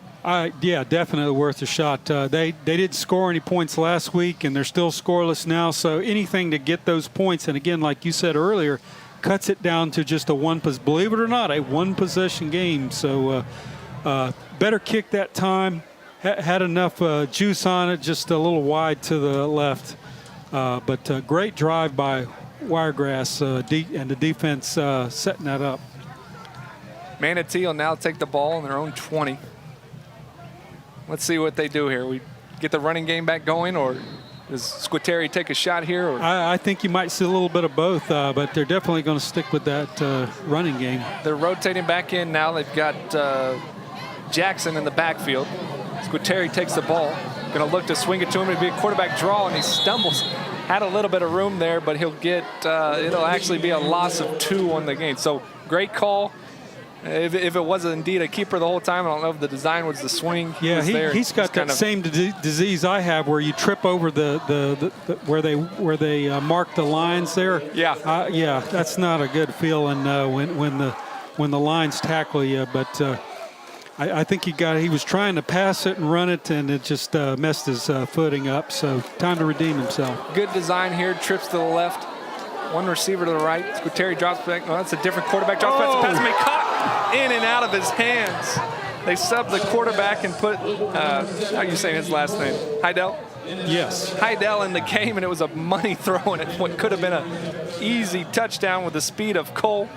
and just went in and out of his hands. Oh, my goodness. He put that right on the spot, Abel. I mean, right in stride, and he just couldn't come down with it. That was an easy 6 points, 80 yards. They wouldn't have caught him. So if you're Coach Green and you call a quarterback draw potentially that maybe was wide open first down, second down, you rotate the quarterback in and maybe have a touchdown. Let's see if he's got a third one in him. 3rd and 11. Drops back to pass, going to fire, and this time it's going to be caught. And he's going to be down right there at the 34-yard line. Great second pass, 2 good passes in a row for Heidel. That's going to be a catch by Reddick, and the Manatee Hurricanes will have a first down. So 3 in a row, looking good. Yeah, it there. looks like he threw behind him, but it was close. And, you run to the chains a little bit past and turn around and catch that ball, and that's all he had to do. Threw it in a good spot. Move those chains. Heidel looks good. He's got a good high pocket. 2 pretty good throws. I think he tried to throw a little bit on the outside, seeing the safety. He'll get another opportunity. He'll swing it now to Jackson. Jackson with a shifty move to the 35, to the 40, cuts it upfield, and he'll have a first down at about the 39-yard line unless the field just, no, he'll have a 2nd and 2, but what a cut. That is what you call putting your foot in the ground. Watch this. He catches it behind it. Watch that right there. That's what made the play there. He could have been stopped for a loss. Instead, he's 15 yards down the field, putting your foot in the ground. I was watching the far side judge here, who was about 2 yards past the first down, but the nearest side judge who had the best angle of it's got it at 2nd and 2. So we will take a timeout here. Is it a water break? Or we it's have a Wiregrass. Wiregrass will take their 2nd timeout of the game, try to recoup on defense. Obviously a critical possession. Manatee 11, Bulls 0 here on the Varsity Sports Network, presented by Manatee School District. Searching for meaning in a relentless world, always connected, but somehow alone, trapped by illusion. We offer another path, where the battle to belong begins. Awakened by a calling, united by the cause you fight for. No one can take away what it means to be among the few, the proud, the Marines. We are live back on Varsity Sports Network, presented by the School District of Manatee County. The Manatee Hurricanes lead 11-0 here with 6:28 to go in the 2nd quarter. Manatee driving after a shifty play by Tyron Jackson in the backfield, brings up 2nd and 2. Trips to the left. It doesn't seem like Wiregrass has enough guys to the left. And Coach are young. They'll just dump it off to Jackson. That's Sanders. Sanders with another shifty cut, and you'll have a first down. Looked like before the play, Wiregrass was a little bit. Yeah, the coaches are up here yelling, and I think Manatee saw it because they threw it over there to Sanders to hopefully look for a big play. Hey, we don't have enough guys on this side of the field, and they get the first down. They got the first down, but yeah. We're going to have an injury timeout. How about the dynamic backfield here with Jackson and Sanders for Manatee? Yeah, they definitely have been a bright spot tonight in Manatee's offense. They are the real deal. Both, well, really, again, the stable of backs, but. This team, like we talked about pregame, they forgot all about last year and all the crazy stuff. They've got the coaching staff established and the players are back. They didn't lose that many. They're a year stronger. They got into the weight room, and you're seeing the results of it tonight. So that was Trey Gibson that went down for the Bulls. He seemingly is okay. He walked off on his own terms on the field as being attended to by the Wiregrass Bulls trainer. I hope he's okay. Manatee now comes out 1st and 10, out of the shotgun. 2 wide receivers to the right, 1 to the left. A quarterback draw here, and won't get back. Looks like they're going to go, little dumb pass and get into the ball of their playmaking running backs and use that draw. Quarterback decided to keep it, and Jaden Barron, number 6, the middle linebacker, Johnny on the spot to make the play. Actually a loss as we see a nice drone shot. Thank you, Blake. So Heidel remains in the game at quarterback.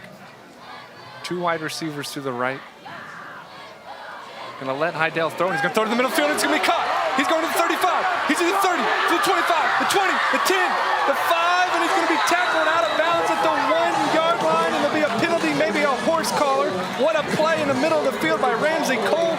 Another good throw by Heidel, and the Hurricanes are again first and goal. Yeah, just a nice slant across the middle, and you get your speed guy, Cole, running that slant, and then he's off. Again, a great pass, hit him in stride, catches it this time, and as we watch it again here, I like how he throws the ball. Throw. And he is off to the races, but again, Isaiah Riggins there saves a touchdown. You know, there's the horse collar you were talking about, Abel, and you know, you got to do it or it's 6 points. Yeah. That's one of those that's definitely not a dirty play. That's a hustle play, and he's just trying to save it from the end zone because, as we've seen in this game, you never know what can happen. That is for sure. So we'll go back to the power eye here with big fellas, number 55, Ian Johnson-Kelly and Alvoid Keenan. Oh, I love this shot, right on the 1-yard line. That's a great shot by our crew. Sanders will be in the back. Jackson in the backfield. And it'll be, I don't know if it's I think it was supposed to go to Sanders, and they didn't get the exchange, so Heidel kept it, and you know, he's the throwing guy so far. Look, like he bobbled it a little bit, and Matt Hensley, coming from his outside linebacker position, makes the stop. So now 2nd and goal, same jumbo set for the Hurricanes. And it's another keeper. Looked a little awkward, but he's in.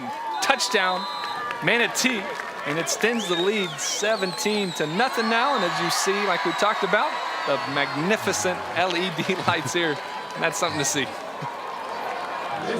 Yeah, the lights are actually blinking on and off, and I'm not used to that. I know you've seen it at the collegiate level, but you know, but it's the year 2022, whatever. But I like it, and it looked like they might have jumped the snap there a little bit. Manatee like did. A broken play. Broken play, but you know, 6 points and 17-0. So here comes the left-footed kicker.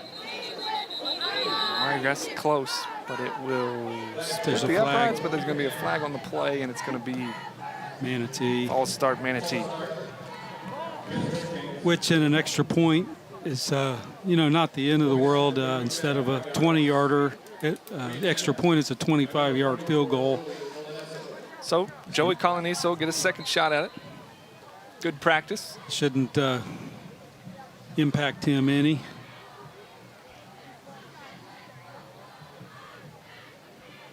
Kick is up. It splits the uprights. So 4:57 to go in the second quarter. Manatee 18 and the Wiregrass Bulls 0. He did make it. All right, they put the points on the board. I thought I missed that one, but obviously a solid start on both sides of the ball for Manatee. I tell you what, Heidel came in and he looked good throwing the ball, didn't he? He did, and the big play, you know, he missed Keenan early, hit him on stride, but they stayed with it, ran him on the other side of the field across the middle, which was the big play that set up the score, where they just hit the jumbo package and just knocked it out.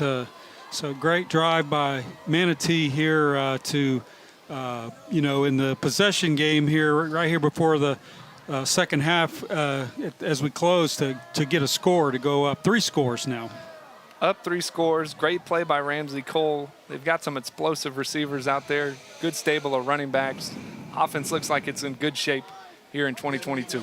Yeah, absolutely. You would never believe that this team was 2-7 last year. But again, like we said in our pregame, it's all forgotten. These kids are back and ready to bring Manatee football back to what it's been known for in the past. So the score 18-0 here with 4:57 to go in the second quarter. The big-footed kicker, Cash Waldrop, will send one into the air, and he won't touch the end zone, so there'll be a run back by the Bulls, running on the left side, trying to bounce it out and get the angle on the sideline. Cuts back upfield, driving, and they'll have a nice return to the ball, their own 36-yard line. So a nice return there to kind of get a little bit of momentum back, and again, they're not pinned deep inside their own territory. Yeah, great run back by Gilliard there, number 8, 35-yard run back to give them decent field position to make some redemption here. Well, I actually cut it on about the 5. Found a hole here on the left side and then just turned on the jets. And that's a kid that's come out and played hard. Gilliard was the same one that tracked the Manatee receiver down on that long play early in the first quarter that ultimately forced the fumble. Right. So good pickup, Abel. Absolutely. Yes, he did. Good effort all around by him, and now he'll start out in the slot as the Bulls start the possession here. Ball on the 36-yard line. They'll send Walker in motion and swing it out to him. Let's see what he can do in the open field. Seems like Manatee's there, but he cuts one up, and he's going to have about a 2-yard gain, but there's a flag on the play. Yeah, they'll probably dreaded holding play. You know, just again, it's been Kenneth Walker right, Kenneth Walker left all night. Hey, let's put him out there in space and see if he can do something. And he did, but unfortunately, the dreaded holding call is gonna kill that. A lot of penalties, obviously, on both sides of the ball. Game 1 of the year. You know, they did get the advantage of playing the Kickoff Classic, but, you know, nothing can prepare you Game 1 live. He caught that ball 7 yards behind the line of scrimmage and still managed to make a positive gain, but it's all negated. So now it won't be our first, but it is going to be 1st and 20 for the Bulls. Now ball on the 20, which should be 6, but it's not. 20, well, I guess the holding spot foul. So ball on the 23-yard line, and it's actually going to be 1st and 22. In shotgun. Got a man-on-man out there. See if they take a shot out to the left. Quarterback's left. 2 wide receivers to the right. They send a man in motion. Fake the reverse, and they'll hand it to Walker, and he'll have nothing. So it'll bring up 2nd now and about 24. Yeah, that's what you call the old crossbuck, where you quarterback. I haven't heard that in a long time. Where he does a complete turnaround and giving it to the run back coming the opposite direction. And I like the call, but unfortunately there was a Manatee defender right there to stop it as they made the exchange. Fortunate they didn't fumble that. Score again here, Manatee 18, Wiregrass 0. Wiregrass backed up now for a 2nd and 24. Ball on the 19-yard line. 3:40 to go in the game. Manatee drops corners. Quarterback's going to look out, and it's going to be incomplete. Trying to hit number 8, Shelton Gilliard. Yeah, that play was all blown. It may have looked like it had been deflected on the line of scrimmage, but regardless, if it would have made it to Gilliard, there was 3. He was throwing in almost to triple coverage, where it would have been very difficult to catch the ball, and he may have had to play defender on that play. Starts up front, too, with that Manatee defensive line getting there. 2 Watch big number fellas. 55. Yeah, he did get a hand on it. He did, didn't he? He did. It was kind of like at the last second. He brought his left hand back to the left to make the deflection. So, going to try to attempt to walk. It's been caught. It's going to be a pick 6, second of the game for the Manatee Hurricanes. It was 3rd and 24. They tried to screen. It's going to be number 41, Ladarius Thomas, with the 2nd pick 6 for the Hurricanes, and extends the lead to 23-0. Yeah, actually a great call. Unfortunate quarterback just kind of delayed there and threw it behind him, and Ladarius Thomas, much like Tez McDowell, number 50, did earlier, was Johnny on the spot for the easy touchdown. Man, they don't come easier than that. My goodness. They don't, and trying to play conservatively there on 3rd and 24, maybe manage it, go down 3 possessions can be tough. So kick is up, and it is through the uprights, and the score now 24-0, Manatee over Wiregrass. Yeah, and I believe who won the toss? It was they deferred. Manatee deferred. So Manatee will be getting the ball to start the 2nd half. My goodness. With all things considered, if we want to play the possessions game here, it is 3 possessions. If you start going into halftime and looking like that and say, hey, we've got a couple of 2-point conversion calls that we can pull off here. If we can get to 8, maybe we start to tighten the game and go from there. 3 scores, and yes, Abel, technically you could get the lead here. But my goodness. Tough spot here, obviously, early for Wiregrass. Josh Phillips, the new Manatee defensive coordinator, telling us that you know, it was going to be won by his defensive line, and so far he looks like he knew what he was talking about. They have definitely controlled the line of scrimmage and forced both these pick six turnovers tonight. Waldrop with the kick. Going to kick it. It's going to be a return to the left, cutting back to the inside. He's got a little bit of running room. Cutting the 35 to the 40, tries to spin off the tackler, but he's going to be stopped down at about the 35-yard line. And actually, Ken, with the extra point there, it's 25 to nothing. So we're looking at a 4-possession game there. All you at home that have caught that, kudos to you. Now, Wiregrass definitely has some players that can move. We've definitely been, you know, the score doesn't reflect it, but they definitely have some athletes out there watching them run these kickoff returns. And certainly as well with the absence of Bryson Rogers, this will give you a completely different look. Yeah, he's down on the sidelines, but he has not stepped on the field. We'll see what that changes in the second half. So Wiregrass now trying to get something late here in the second quarter. Down 25 to nothing, 3:16 to go in the second. In the gun, gonna hand it off to Brown. Brown tries to get past the line and will not. So it'll bring up 2nd and 10. Yeah, they definitely have to move the chains on this. They cannot, they're down right now, and that's expected, but they cannot go do a 3-and-out here and give Manatee the ball back with plenty of time on the clock to get another score. At a certain point, and they did it on the first possession of the first play of the game, you just put the ball in Walker's hands immediately and see what he can do. Absolutely. They won't here. They'll be in shotgun and use their quarterback. 2 wide receivers to the left. They will give it to Walker, but that Manatee defensive line is dominating this football game, and it'll be another gain of 1, if any, on the play. Yeah, they're pretty much the front and the linebackers, defensive front and the linebackers are just going after the ball. I mean, they're loading the box up here.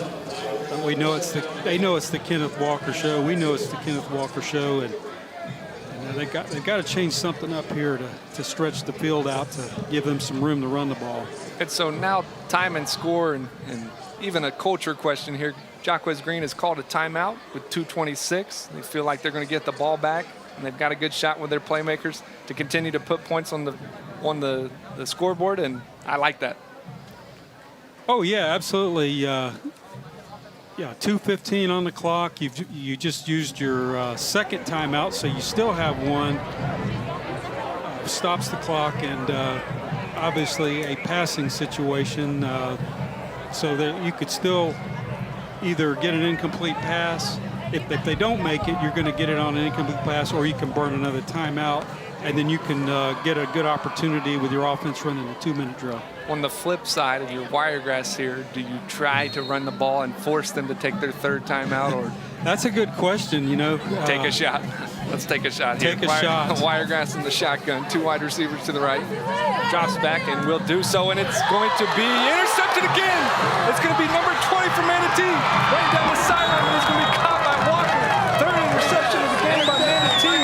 Number 22, Dunbar. How about this defense? I'm telling you, just a down and out, or just a foot turnaround, and then it was just a matter of the receiver there, number 7, Isaiah Riggins, becoming a defender as Dunbar makes the interception and gets it almost into red zone territory. So now Manatee's got a lot of time. They've got a timeout, and they can open their playbook to get another score here before we hit the halftime. Great shape here, quick change for the defense. I wonder if he takes a shot. They put their big tight end, Kobe Keenan, in the slot, looking down the middle of the field. They'll throw, and it'll be caught. Nice catch and throw. It'll be caught by number 4, Kayvon Reddick. Reddick made that play. If you watch it again here, watch him go in there and grab that thing. I mean, he had to extend himself and then get his arms underneath of it to make that reception. Great play, great athletic play there. So now with 2:08 on the clock, they can slow it down now. 1st and 10, going to hand it to Sanders. Sanders up the middle, driving, and he's going to be in.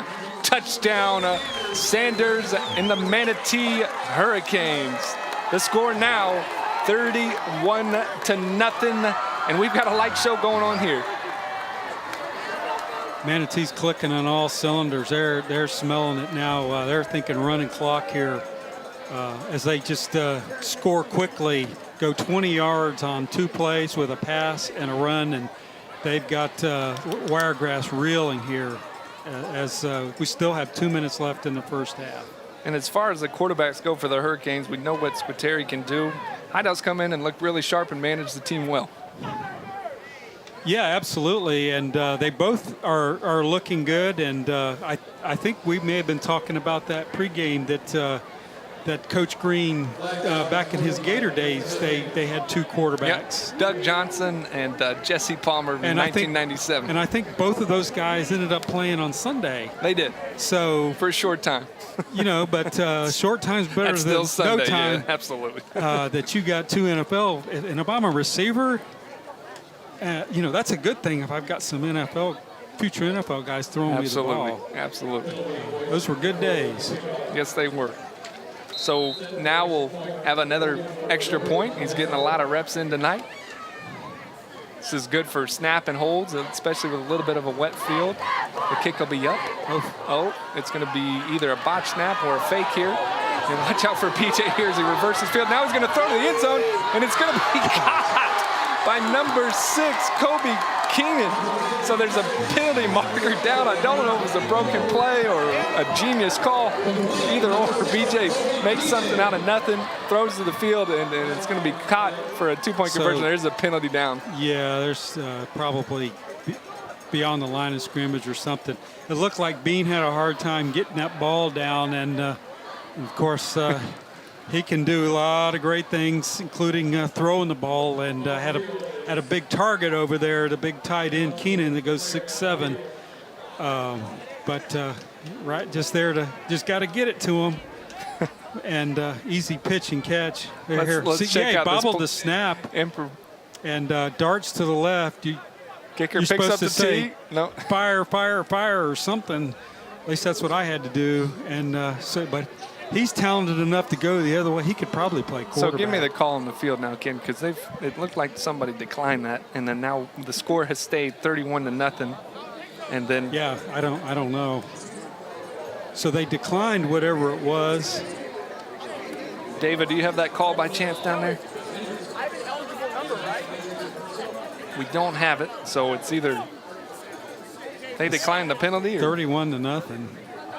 Don't have the call on the field. So 31-0. Manatee over Wiregrass. 1:59 to go in the second quarter.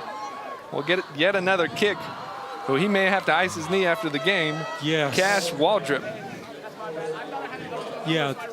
The kickers, when they talk about their legs getting tired, it's from the kickoffs because they're running hard at that ball. A good 10-yard sprint. He's a big dude, 6'3", 195. Going after that football. So the call must have been a penalty because they're kicking from further back. The points didn't count on the 2-point conversion, so it must have been personal foul because it's 15. It's a 15-yard penalty. It's almost like a safety here, kicking off from the 25. Not sure of the call. Regardless, we'll have a kick, and we will have a return here. Let's see what Gilliard can do with the football here if he does get the football. He will. Off of a bounce, if he can catch it clean, he picks the ball up at about the 15-yard line.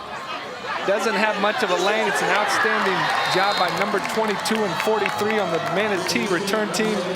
And special teams, like it's been all game long, is so critical. Yeah, kicked that ball about 10 yards off the ground and pretty good distance. And Gilliard had a hard time getting it. And just if you have to go back and get the ball, you generally have no chance. And Manatee's flying all around there. There's 22 that was and Smith, 43. The running back, and 43, Jaden Hamilton on the play. And those guys right there, when coaches look at that film, they're going to they may get some more playing time because of that great coverage. I mean, they've got them way back. Absolutely. They've got the ball now on the 15-yard line. So now, kicking off from the 25. That's if you're Wiregrass, impressive. do you try to mercilessly get out of this half right now, or do you try to? I think so. Go back and regroup. You do not want to give them one more score and force a running clock before halftime. So they'll do just that. They'll hand it off to who else but Walker, and he tries to drive to the right, but will get nothing. He'll bring up 2nd and 10. Clock's running with 1:40 to go in the second. Ball on the 15-yard line. So you want to make Manatee use their timeout. You don't want to have a penalty to stop the clock, and just let's get out of the misery. Let's end this half and go back and regroup and see if we can't do something better in the second half. They're going to take their time here. Yep. 15 seconds to go on the play clock. Plenty of time to get a call in. They'll shift as they get their formation. Walker in the backfield. They now have Brown in at quarterback. He's a little more elusive. 2 wide receivers to the left. Manatee will drop a corner, and they'll hand it right off to Walker. And Walker will not have much. If anything, it'll bring up 3rd and 10. The score again, Manatee 31, Wiregrass 0. 50 seconds to go. And Coach Green not using that timeout. He probably could have, but if it goes down and they've got about 3 seconds here, you use it and see if BJ, well, he's going to use it now. So he'll use it now and call a timeout. I think if possible, you get the play, and does it go immediately to 25 or does it go to 40 immediately after the play? 25? I think it's 25. If it goes to 25, that'll give them about 10 to 15 seconds, but with these returners, that's enough time to strike lightning. Yes, they can. Yes, they can. Yeah, seeing the chess game here, Manatee clicking on all cylinders. Wiregrass defense has played well, made some big plays to keep Manatee out of the end zone, but they're just getting worn down right now, and they're just hanging on here for dear life.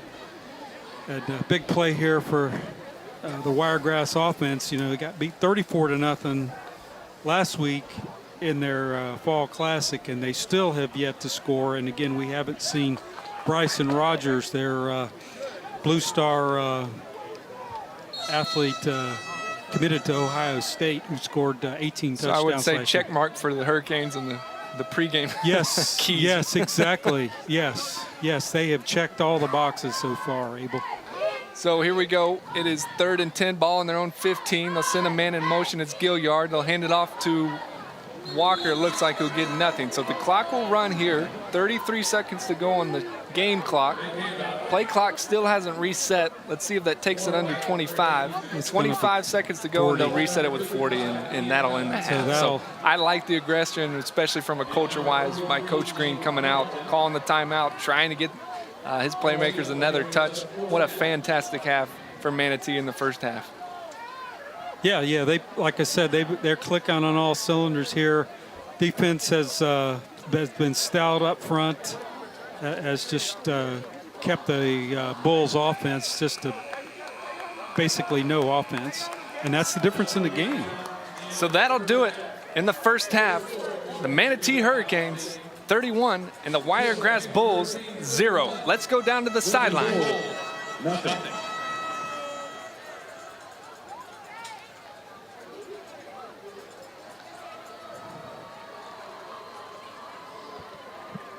David will be live in 1 second with the coach, Coach Green, and we will go immediately to her. Coach K, from Wiregrass.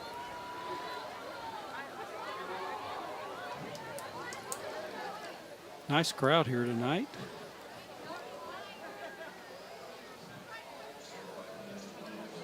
Hi, I'm Dava Reyes. I'm here with Coach K. Coach K, it looks like the team is down a little bit, but what are some adjustments that we can see in the next half that will get them back in the game? I need to find 22 players that want to play football. That's what I have to do. That'll be the adjustment. So if I can find 22 in that locker room that'll play, we might be able to play with them a little bit. But right now we're making them look like a superhuman team, and we're some peewee team. So that's all I got. Thank you, guys. Back at you guys. Thanks, Dava, for that Sunhawk Insurance sideline update with Coach there. And obviously, it's a motivational standpoint. Long off season, you put so much work in, you come out and it's 31-0. Yeah, I don't know if I'd want to be in that locker room right now. It'll be different. So with the score here, Manatee Hurricanes 31, Wiregrass Bulls nothing. You are watching the Varsity Sports Network, sponsored by School District of Manatee County. In sports, we wear all types of equipment to protect ourselves from injury. One of the most important, yet neglected parts of the body are the ankles. Research shows that more than 30% of all sports injuries are ankle-related. Preventing an injury is key in any sport and applies to any job where you're on your feet all day as well. Prevent Sprain socks were scientifically designed and engineered for support, stability, and performance. Stay active with PreventSprainSocks.com.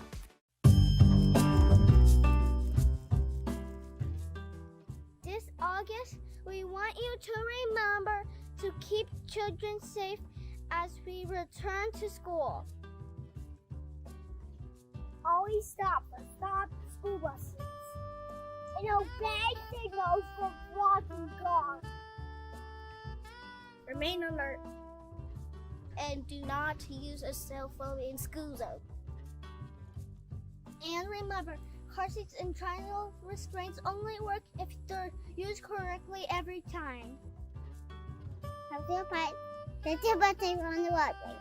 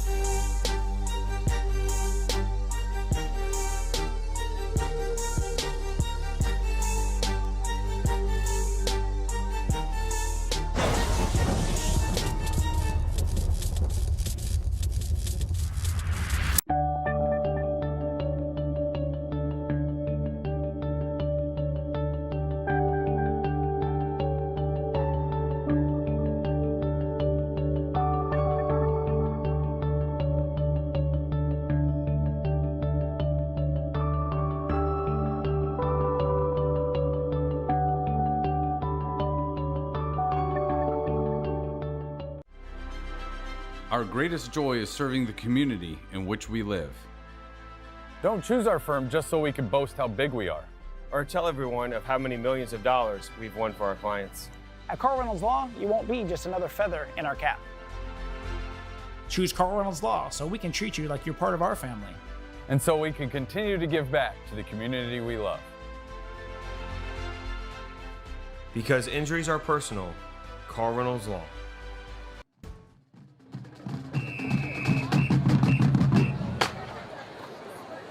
Tonight's game theme is Western Night, which follows right along with our opening music tonight. From our 2022 show, Once Upon a Time in the West, please enjoy this musical trip back to the past, American Barn Dance.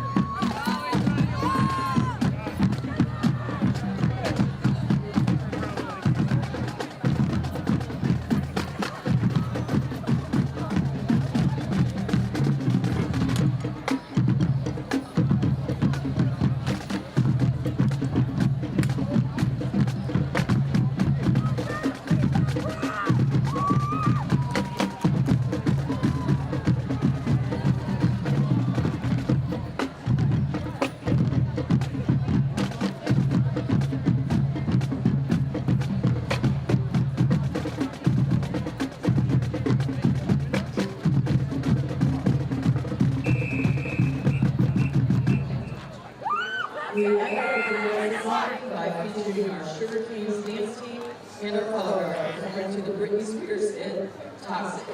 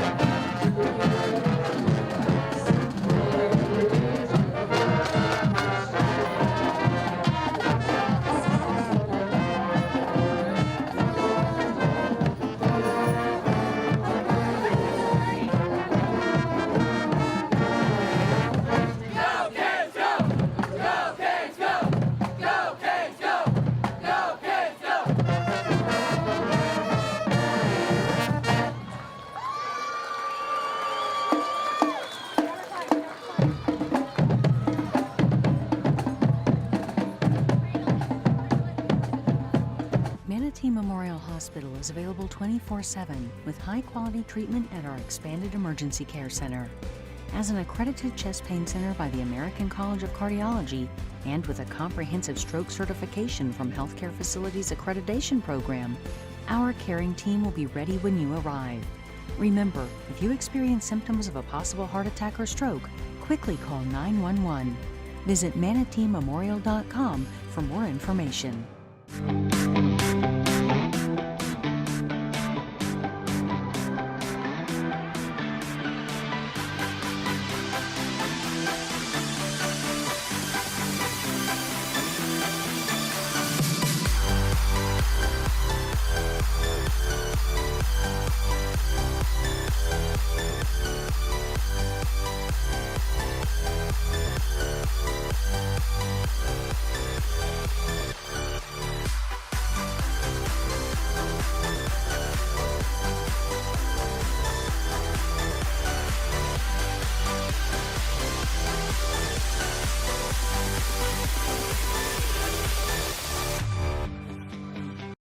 Searching for meaning in a relentless world, always connected, but somehow alone, trapped by illusion.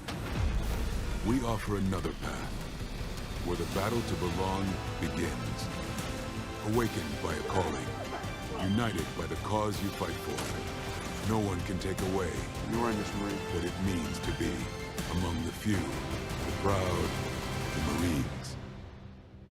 Sharing the road is everyone's responsibility. Riders, wear protective gear, make yourself visible, and follow traffic laws.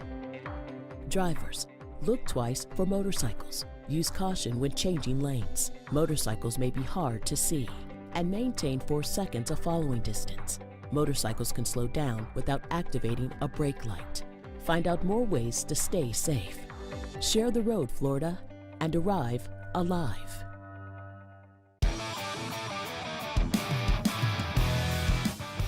We are very good at what we do. What we love most is when our customers come in with an idea, whether it be a vehicle wrap, trade show display, wall mural, floor graphic, doesn't matter what it is, and we get to run with it and make it happen. One of the most exciting products that we have to offer are our vehicle wraps because we're so good at them. It's in our name.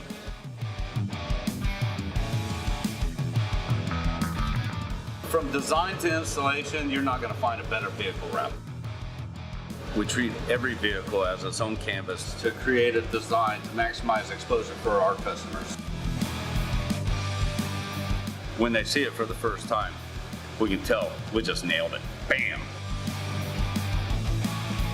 Your new vehicle wrap is going to show your customers who you are, what you do, and how to get in touch with you.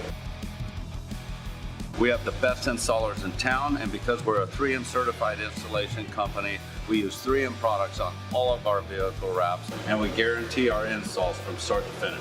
So our customers walk away knowing they're getting the best service, the best products, the best material, the best installs, the best of everything. We know what we're talking about.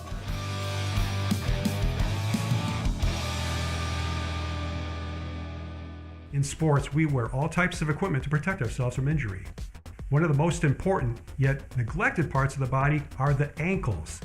Research shows that more than 30% of all sports injuries are ankle-related. Preventing an injury is key in any sport and applies to any job where you're on your feet all day as well. Prevent Sprain socks were scientifically designed and engineered for support, stability, and performance. Stay active with PreventSprainSocks.com.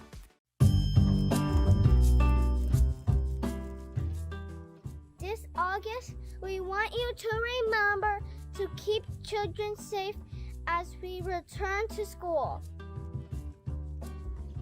Always stop school buses and obey signals for walking dogs. Remain alert and do not use a cell phone in school zone. And remember, car seats and triangle restraints only work if they're used correctly every time.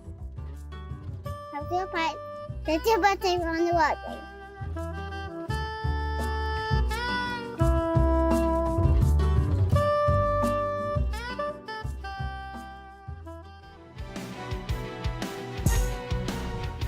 Welcome back to the Varsity Sports Network, presented by the School District of Manatee County. Game of the Week. Mr. Kenny Burton Jr. alongside myself, Abel Varnador. Ken, what a start for the Manatee Hurricanes. Yeah, actually, yes, Abel, they're clicking on all cylinders. We talked pregame about the two evenly balanced teams here that we thought would be a great game, but, we talked about the keys. Yes, so all those keys can be the 3 check marks for Manatee, obviously, with Bryson Rogers not playing in the game. And what we've learned is they had another Florida commit at wide receiver, Wiregrass, who's also not playing in the game. So 2 dynamic playmakers out. Manatee obviously hadn't had to deal with any of those. But on all phases, special teams, offense, defense, offensive, defensive line, Manatee looks like a completely different team in their first game this season. Oh, yeah, absolutely. They look like the Manatee of old, which is exciting, as we kick off this season.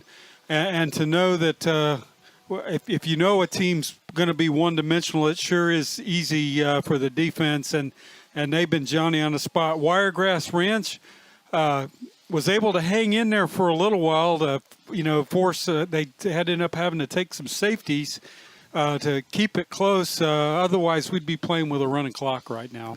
Obviously, Manatee's got to be thrilled on all phases, but especially defensively up front, both up front and their linebacker play, being in the backfield and tackling a big back, a special back, Walker in the backfield for Wiregrass Ranch, but also obviously the 2 explosive plays on the pick sixes. Yes, actually, yes, and Walker is a great running back, and he's given them fits tonight, but they've been able to contain them. Again, they've been able to only be one-dimensional tonight, and the 2 pick sixes and then another big interception have been the bright spots on the Manatee defense. The 2 pick sixes, all within less than 10 yards, easy touchdowns for the linebackers. Dream come true. And when do you see 2 safeties like in the same quarter? You're lucky to get a safety or 2 in the season. Manatee was able to get 2 safeties all in the same quarter. So, yeah, great night with Manatee clicking on all cylinders, Abel. Some of the other keys that we talked about, obviously, for Wiregrass was limiting turnovers. And that's 2 explosive plays with 2 pick sixes. You have 2 safeties. There's a lot to clean up.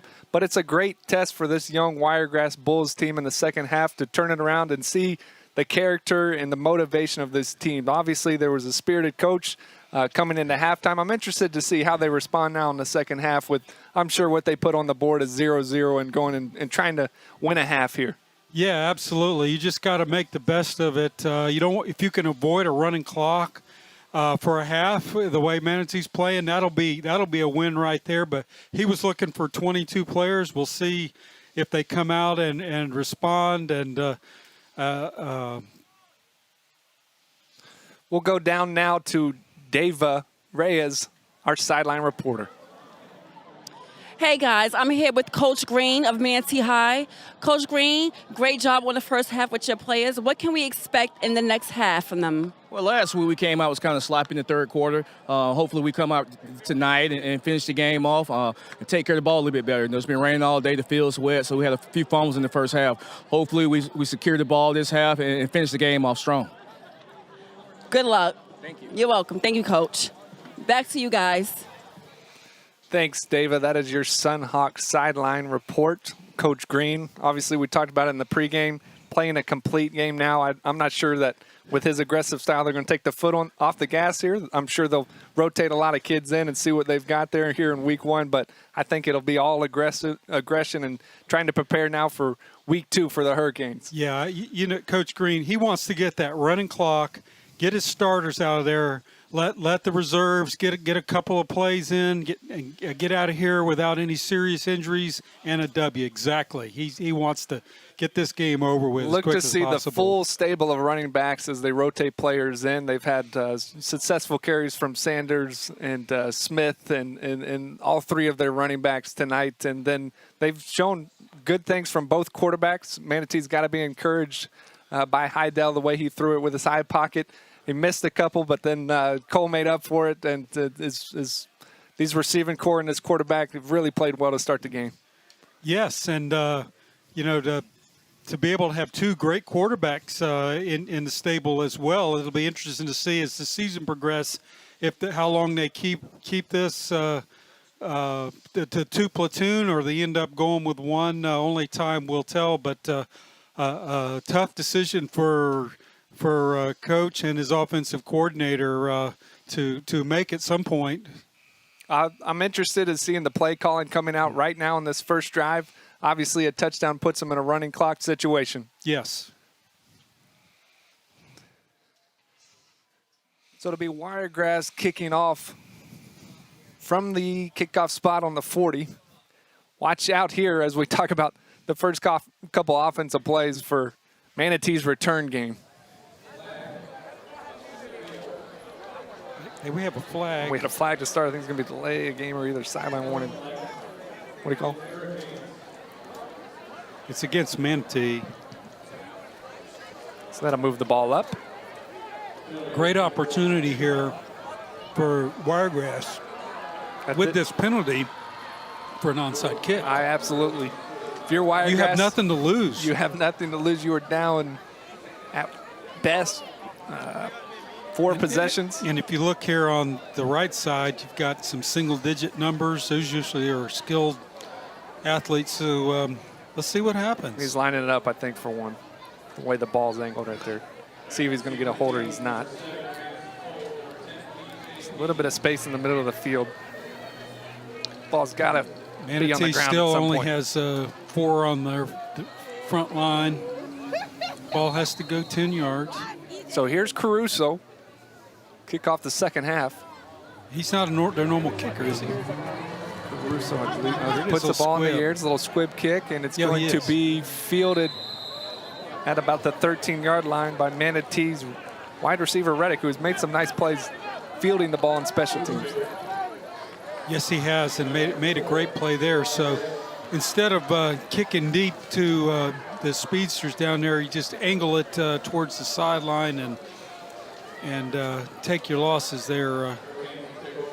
So let's see the motivation of the Wiregrass defense. Seems like they've rotated a few in here, and I think they'll continue to do so. Like Coach said, he's going to try to find 22 motivated football players here in the second half. Manatee will come out of the shotgun. They'll go trips to the right.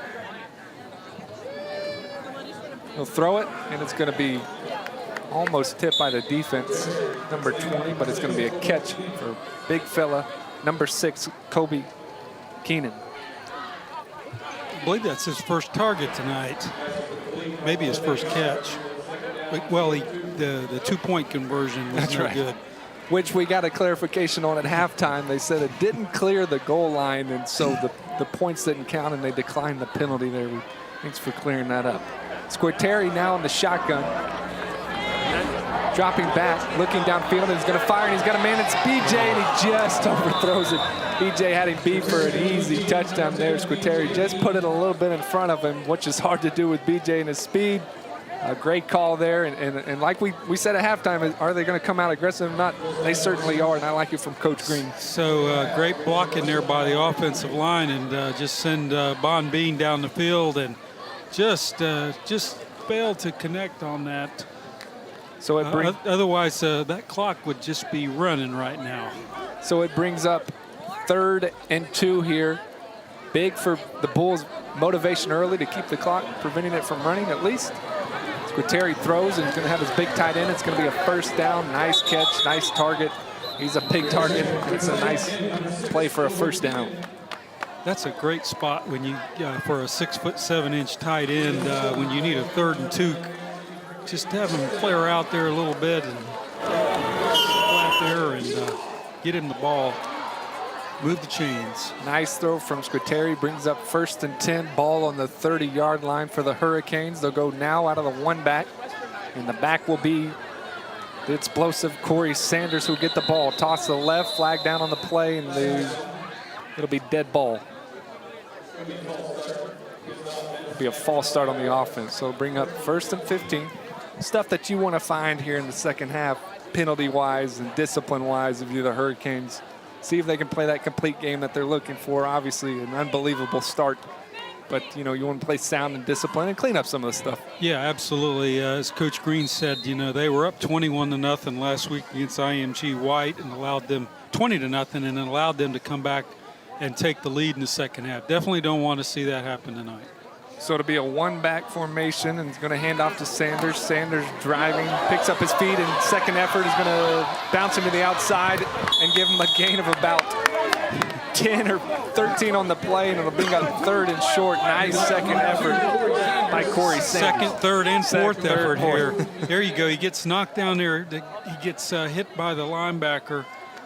Still moving his legs, which is what they try to teach a running back to do. Finally, the defensive back had to drag him out of bounds. Nice downfield blocking by Jaquez Randall, wide receiver out there, number 8. So 2nd down and 4, under centered.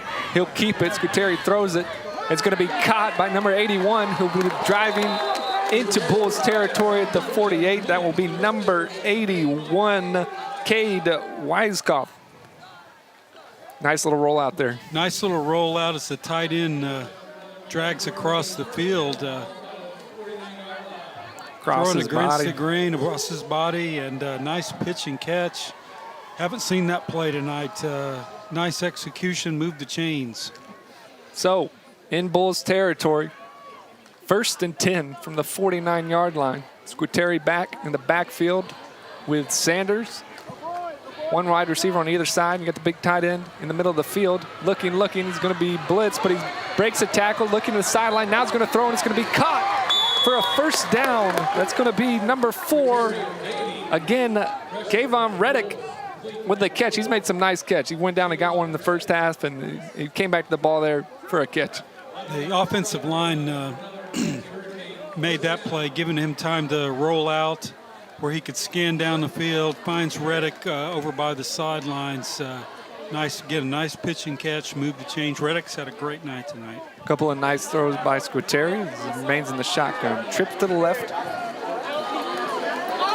Got Sanders in the backfield. Let's swing it to him. It might be a lateral, and Wiregrass is going to pick the ball up. He picks the ball up, number 12 to 35. Tries to come back inside, but is tackled. So a little bit of positive momentum finally for the Bulls here to start the second half. I'm not sure that Sanders realized it was a lateral there, whether or not he could have got it to it. Bulls picked it up. Yeah, definitely.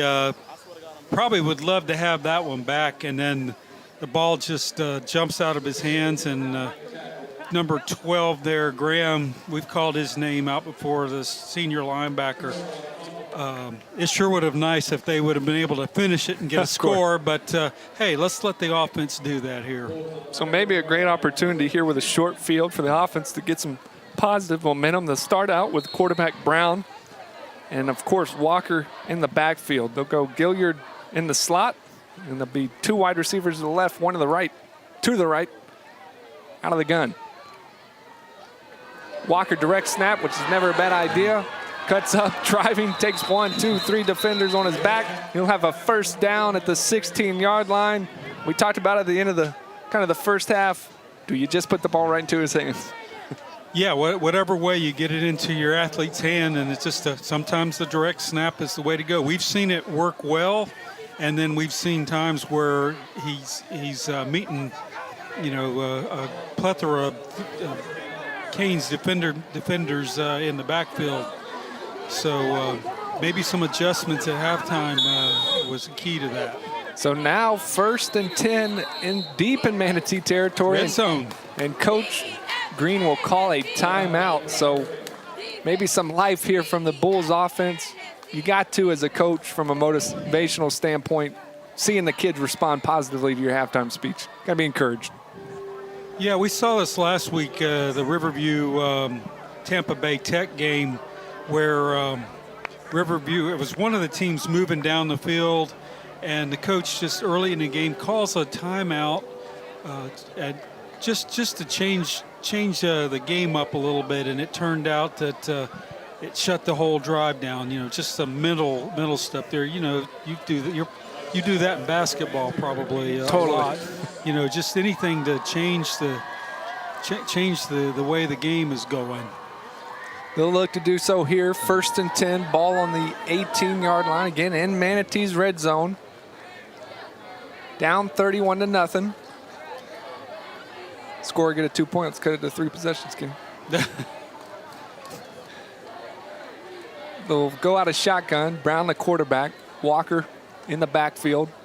2 wide receivers to the left, 1 to the right. Gilliard in motion, and they'll hand it off to Walker on a little counter play, but it's going to be stuffed by the Manatee defense. Nice play by multiple Manatee defenders, including number 41, Ladarius Thomas, and number 55, Ian Johnson Kelly. He's been there all night. Yes, he has, and you can almost spy Walker with one of your linebackers, and just have him hey, you're going to key on him, because they're just going to try to figure out ways to get him the ball. Great shot on the sideline, man coverage. They'll hand it off to Walker, tries to bounce it out to the outside. He will get a short distance if he got anything. I think they're actually going to go backwards a yard, so it'll bring up 3rd and 11. Certainly 4-down territory. You try to get half right now, or you try to give the ball to Walker again. Yeah, if they make it close, I'd say go for it. They've got a kicker, they let him try a 51-yarder. Maybe it comes down. If it's 4th and long, you let the guy try a field goal to at least avoid a shutout. We'll see. Could give him some positive momentum coming off the shutout last week. Brown looks to the sideline for the call from the coach. 3rd and 13 here. 2 wide receivers to the left, 1 to the right. Walker in the backfield. Snap to Walker, and they didn't get it off in time, so it's going to be delay game, and it's going to be 3rd and 18 now, moving backwards a little bit. Yeah, they're not heading in the right direction. When you see the quarterback coming off the sideline, the defense has has to stay alive because he's technically could be in motion, and they could do that quick snap to Walker there. You see those things on YouTube, but you just never know. You get desperate. You try anything. Certainly anything is worth a shot. They'll actually put Walker under center, look like now. He'll just end up being a blocker and a throw to the end zone. Nice coverage by the cornerback out there for Manatee. A decent throw to the end zone. Gave him a shot at it, but great coverage by, is that number 20? Number 20, Duke Dunbar. So Duke, pick 6. Duke, 3rd down. Nice incompletion. We've obviously talked about the defense line for Manatee. Great play by the cornerback there. Yeah, Riggins going up. He gets a cramp on the replay there. But, yeah, they put Walker up to actually be an extra blocker so that they could even try to throw the ball. And it looks like he hung it up there just a tad much, and the defender was actually in good coverage anyway, made the play. So 4th and 11, while they're tending to this cramp, it's that time of the year. We'll see a lot of cramps, especially out of the skilled athletes, where they start cramping up.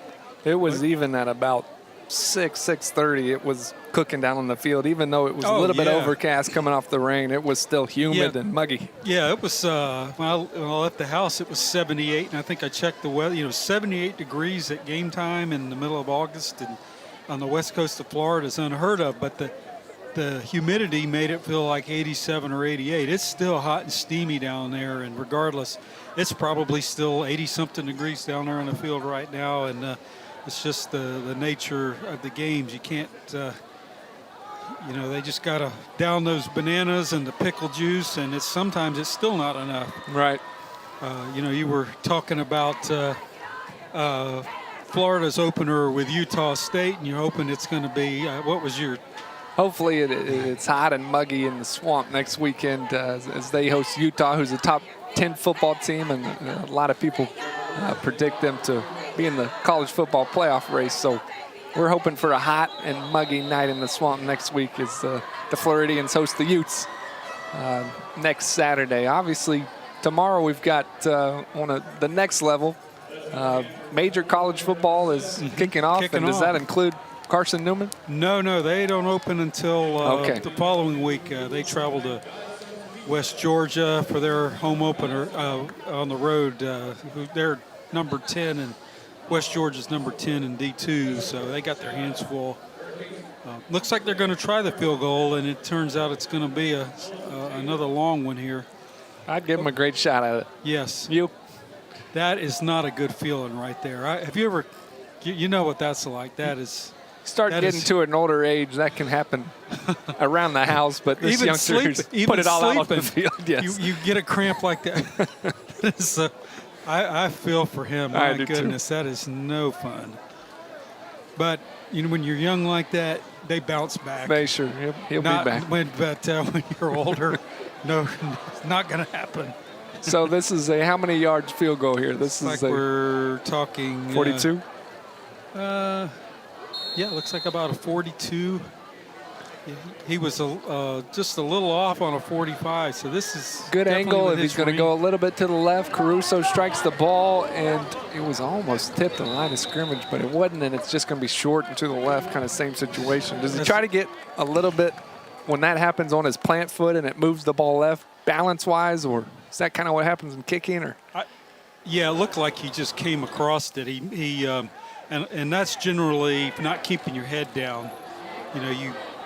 They teach you to keep your head down and follow through, and the crowd will tell you if it's good or not. If you hear him cheering, obviously, then it's good. But if you looked at the replay there, he kind of looked like he pulled his head up and he forced it a little bit. Unfortunate for Wiregrass, and they've been close a couple of times and just not able to finish drives. And again, with your top receivers out, it makes it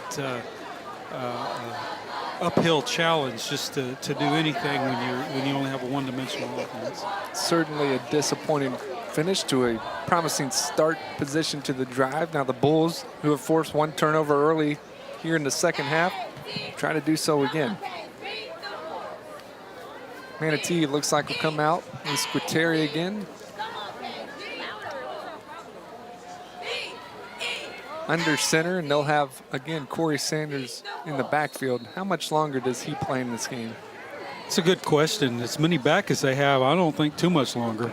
Corey gets the ball and is going to cut out to the right side, and he almost has an explosive play, yet he still gets 8 yards on the play.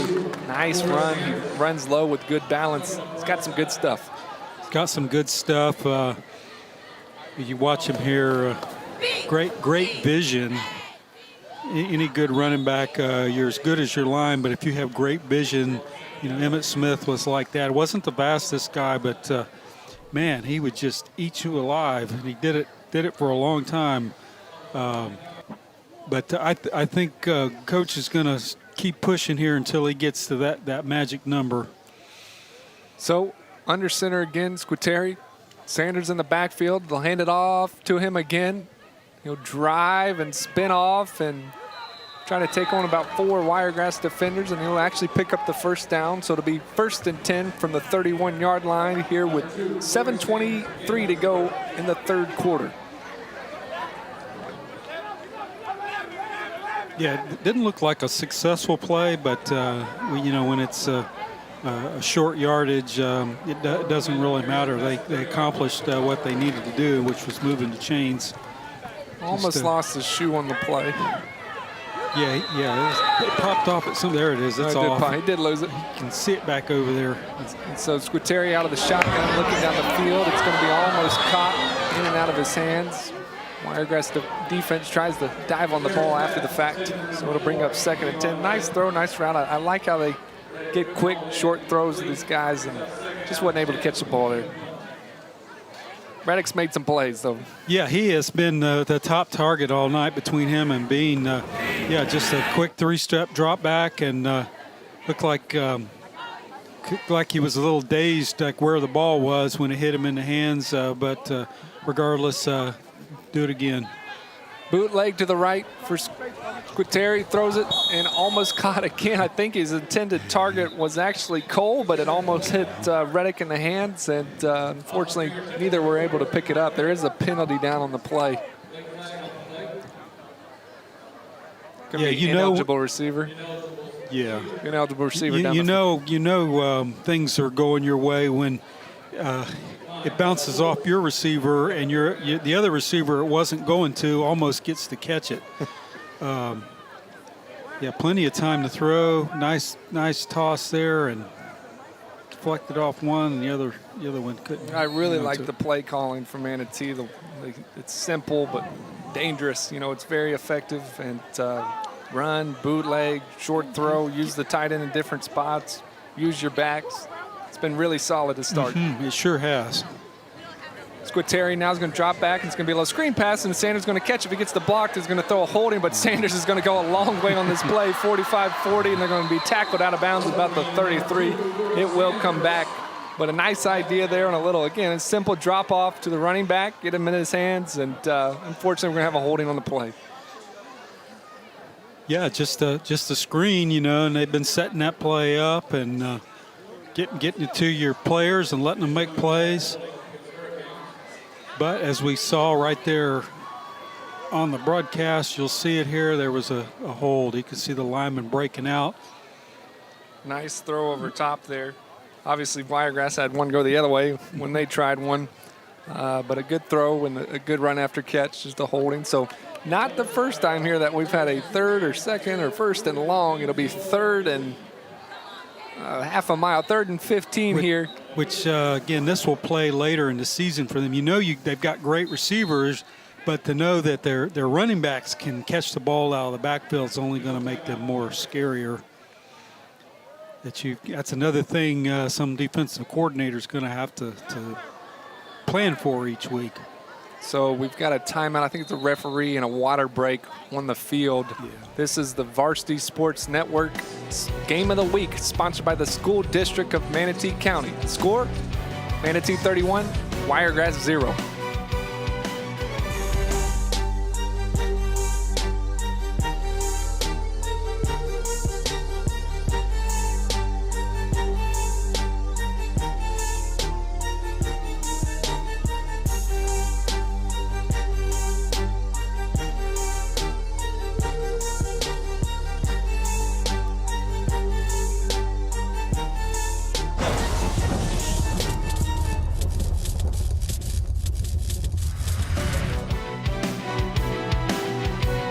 We are back live with the Varsity Sports Network Game of the Week, sponsored by the Manatee County School District.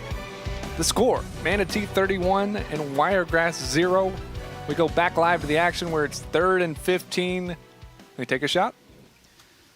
Oh, most definitely, Abel. I think Coach wants to get this game over with, and he wants them to finish strong.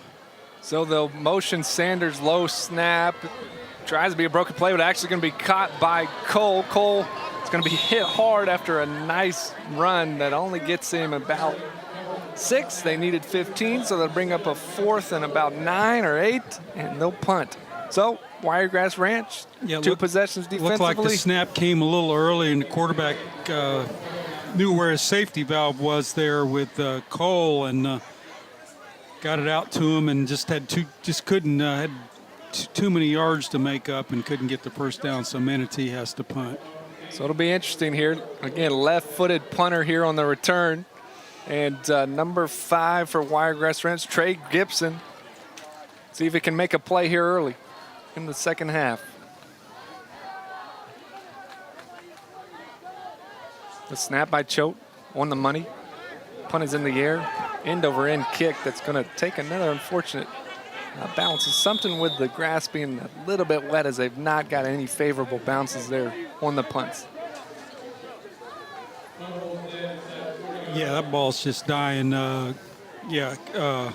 Even before the game, Coach Stallard was talking about how they got this automated thing that marks the field and mows it, and that it might just be a little too high for their liking, and that might be helping the ball just die in the I've seen the field where they mark the field. I haven't seen, they're mowing it electronically. Is that right? Something like that. I know they're drawing the field out, but he was talking about it being high. Yeah, he was. So I'm not totally sure about that. So man coverage on the weak side here, but they'll snap it directly to Walker. He'll get about a yard. Wiregrass is going to continue to fight in this game. I just wonder how much longer Walker plays in the game, and he's cramping right now. Yeah, this is a direct snap. We've seen that almost a dozen times tonight. And, he cramped up. Yeah, his calf. It's a cramp. That is. He will sleep. Cramp. He will sleep good tonight. He's deservedly so. Yeah. So they'll stretch him out, and we'll have a pause. Again, Manatee 31-0. 5:31 to go here in the third. Ball on the 38-yard line, or excuse me, the 40-yard line. It'll be 2nd and 8. Have they had another running back actually run the ball tonight? It seems he's carried the load. We've talked about it all Brown night. has a couple carries, but not too much. It's been the Walker show. It's been the Walker show, as we've talked about all night.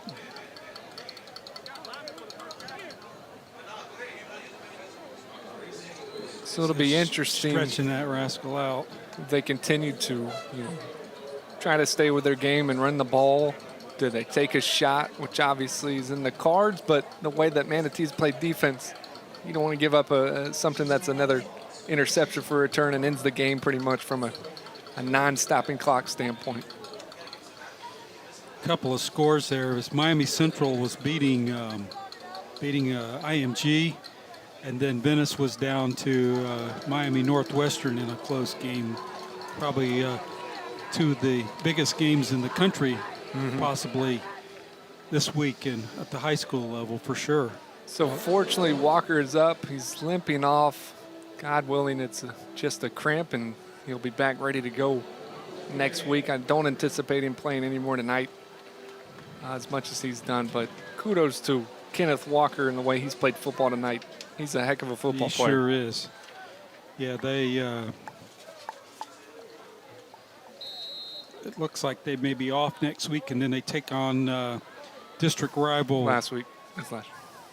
Oh, yeah, that is. That was. So Brown will hand the ball off to Brown. Brown to connect, and it's a B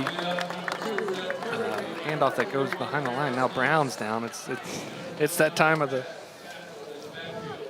If we're not if we're not being chased out of here with lightning strikes, we're dealing with cramps this time of the year, or hurricanes. Welcome to Florida high school football in August. So Wiregrass will actually take on Wesley Chapel, which I think's they've got a couple of district games coming up with, I know Mitchell's in their district and Springstead, but they predominantly play a lot of their games in Pasco County. They do make it down to Booker later on the 21st. That ought to be a good game for them, and they finish up at the Village's charter school on the 4th.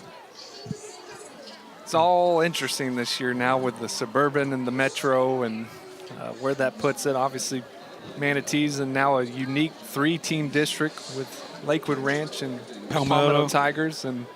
But we're also in the same region with Riverview and Venice, and probably the toughest region of the 4 in the state of Florida, in my opinion. Wiregrass is also Class 4S. They're in Region 2. I think the school there that everybody's going to be trying to gun down is Lakeland. Mm-hmm. Lakeland. It'll be interesting. You think the area teams like Manatee and Palmetto with the split, you think now you may avoid a Tampa Bay Tech or an Orlando Jones or a Miami Central, but no, you run into each other. The Hurricanes, the Tigers, the Indians. Yeah, you just won't see those schools in the finals. In the Final Four. Yeah, it'll be. So in your region, you think, okay, I'm going to avoid the big teams, but shoot, you've got each other to play. If you can get out of your region, you've got a chance. Absolutely. Here, this region, 3. So Brown in the shotgun on 3rd and 13, rolling to his left, a little bit more mobile out there. Looks to throw past the line, and he doesn't. It's going to be a late-ish hit on the sideline, but it's a clean play, so it'll be bumped out, and it'll be 4th and 2. You're absolutely going for it here, right? Oh, yeah, and way to make something out of nothing here. Doesn't seem they're going to do that. So we'll have Caruso out on the field on 4th and a little bit more than 3. So 4th and 4, 4th and 5 now. 4:25 to go here in the 3rd quarter. Yeah, I think Coach Cantor is going to play the field position game and make Manatee possibly go 80 yards versus, 45. So Bond Bean Jr. and Ramsey Cole back to field this punt. It's going to be a delay of game. Doesn't necessarily hurt him from a punting standpoint. Your 2 guys back there are 5 yards closer. That's if that means true. anything. I'll review that in 30 seconds.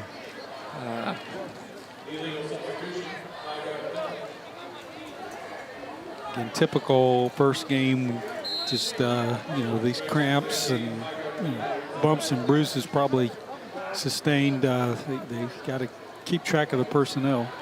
So high kick, and we're going to have a return here. Here we go.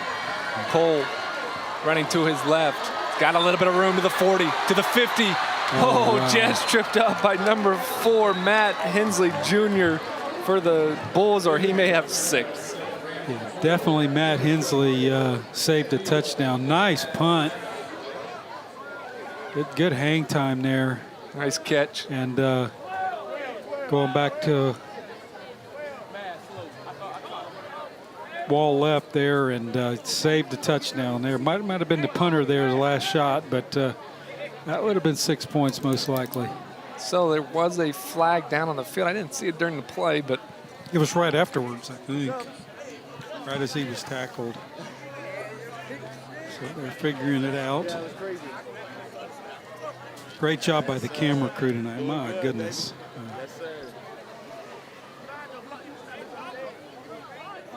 Yeah, that's a final. Miami Central beats IMG Academy. Wow, is that wow? They'll national? be talking. That's national news right there in Miami Northwestern, up 20-10 on Venice. That's Venice, IMG National, they beat? Yeah. Wow. That's something. And IMG National beat Venice pretty bad last week. 41-3. 41-3. So some interesting things there going on at the national level implications for sure. So we'll decline one penalty and it's set the block in the back. It'll be 1st and 10 Manatee from their own 28-yard line. 4:11 to go in the third quarter. The score still Manatee 31, Bulls 0. You're watching the Varsity Sports Network Game of the Week. So that's where one of those penalties there cost you almost 30 or 40 yards of field position. Good film to have entering the week next week, if nothing else. Squitieri under center. No, that's going to be handoff to Jackson, and that's actually going to be Heidel back in the game. Running towards the sideline, he's just going to run to get the call, so he'll remain in the game. Wiregrass Ranch defense has settled down, played a pretty decent second half here. They've really almost stifled Manatee's run game here. Haven't been too successful moving the ball here. They're hanging in there close with them. So Heidel out of the shotgun, going to drop back and pass. He's going to fire deep down the right side, and it's going to be caught on the sideline at the 42-yard line. Nice throw, nice catch by Bon Bean Jr. on the sideline there. Let's see a replay on that. And if you remember Manatee High football from 20 years ago, there was a Bon Bean Sr. that played just like that and did that fairly regular. That was the team that lost to Venice in the regional finals, and Venice a couple weeks later won their first state championship. Heidel has looked really sharp in this game. He hands it off to Jackson, who cuts to the left on the outside. He's going to drive and be 1 yard short of a first down, so to bring up 2nd and 1. There's that stable of backs. They sub one, and they put Jackson in. Watch the vision on this. He's running up the gut there. Sides, there's nowhere to go. I break out to the left, and I'm off to the races. We'll have another cramp on the field. It is that time of night, folks. Wiregrass doesn't seem to have, they didn't obviously have a full roster with some of their playmakers out. There's a limited number of guys right now on the sideline, and they are dropping almost every other play right now. It seems like it. And again, load up on bananas and pickle juice and just hope for the best. So 2nd and 2, ball's going to be on the 36. 3:17 to go in the third quarter. Hey, if you're the Bulls, it's 0-0 in the second half. It sure is. That is coming off the field for Wiregrass is number 20, Isaiah Fitzpatrick, who I saw had an interception, long return in the spring game. He's a good defensive back there for him, so hopefully it's a cramp and it's resolved shortly. So 15, Heidel in the shotgun, trips to the right. Good snap, dropping back, going to fire down the middle of the field, and he's open. He's going to be caught. Easy. Touchdown. It's Bon Bean Jr. Manatee 37, Wiregrass 0. That's what Coach Green was looking for, the dagger, as Bean runs a slant and quarterback there just puts it on the spot. Nobody there within 10 yards of him. Just great play call, great execution, and we now have a running clock, Abel. The clock will begin to run at some point. That's probably after this play. And just kind of a broken coverage. I guess who's in there holding? Bon Bean. Why not? Good snap, good hold through the uprights. It is 38-0. You got to be feeling great if you're a Hurricane coming off a 2-win season last year. You'll half that win total tonight. And they are headed. Who do they have next on their schedule, Ken? That's a good question. Let's see. At Sarasota. Sarasota, that's an old rivalry from going way back, not like it used to be. They hit Punta Gorda, play the Tarpons. Your dad loves that place. The Fish Bowl, I think it's called the Fish Bowl. And then they are at Braden River, and I think we're going to be doing that game on the 16th. And then they take on Port Charlotte, and then the district kicks in with Lakewood Ranch. And then I remember Coach talking about scheduling some tougher. He wanted to get Manatee back playing the local teams. And as I've read through the schedule, you've noticed that it's pretty much everybody in the area. I like it. But then he also still scheduled Rockledge and Cardinal Gibbons, which is, I remember him talking, they had won several state championships in the last few years. And then they finish week 10 with the big district game here against the Palmetto Tigers. And then that last game of the season, where they go back way with the big rivals back in the day with Southeast Seminoles heading across town back in the day when they did a pay-per-view. Like one of the first pay-per-view high school games was Manatee and Southeast, and I think they had like 10 D1 guys out there. Oh, I'm sure. Back in the day. Nice kick that will roll into the end zone, and we'll have our first touchback of the game. Of the season. Of the season. Yeah. Hopefully a few more. Running clock now, 1:25 to go in the third quarter. 38-0 Manatee. They'll have the ball on the, where are they taking high school, 25? 20. 20-yard line. Let's see what they come out they'll with. probably get a play, one more play before the quarter ends, 2 at most, and then you're going to see, I think you're even starting to see Manatee will start putting in reserves to let them get some playing time. This game will be over here pretty quick. So new quarterback into the game for Wiregrass. That'll be Jordell Barrows. Is that how we're saying it? It's going to hand off to Brown. Brown spins and is going to get a gain of about 1 yard. It'll be 2nd and 9 for the Bulls. Positive yardage. Yeah, as we're winding down, there's 30 seconds on the clock, but 34 on the play clock. So they'll get this playoff most likely, and that'll end the third. We got a light show at the end of the third here. I don't know. So they may not get the playoff. I do not think they're going to get the playoff. So that is going to end the third quarter with the score Manatee 38, Wiregrass Ranch 0. This is the Varsity Sports Network, sponsored by the School District of Manatee County. I'm Abel Varnador alongside Ken Burton Jr. Back for more, the fourth quarter, coming up next.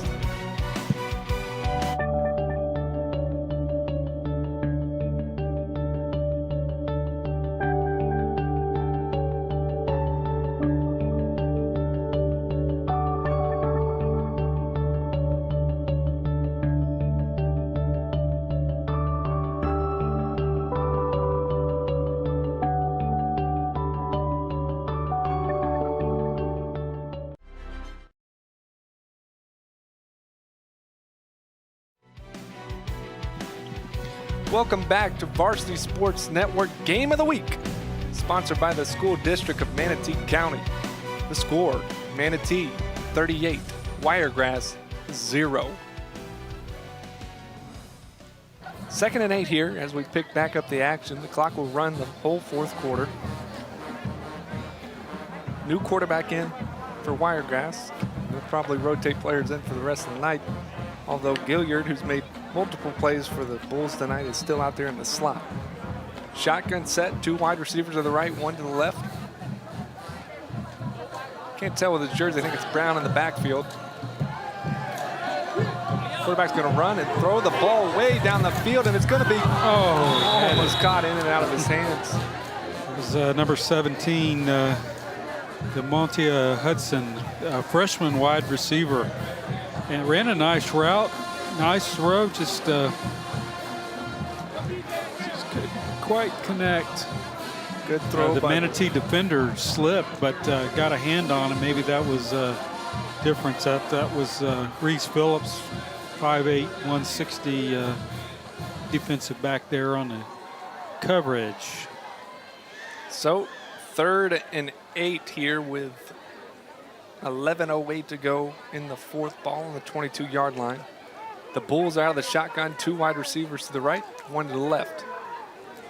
Barrios going to take the ball, fire, and it's going to be caught by 4, who tries to bounce to the outside, and Will driving and fighting and trying to get a first down. I like the effort from the kid, Matt Hensley Jr. from Wiregrass, trying to make plays and get more burn for next week. I like it. Good effort. Yeah, and you just love to see that. I mean, yeah, we're down to a running clock, and he's out there.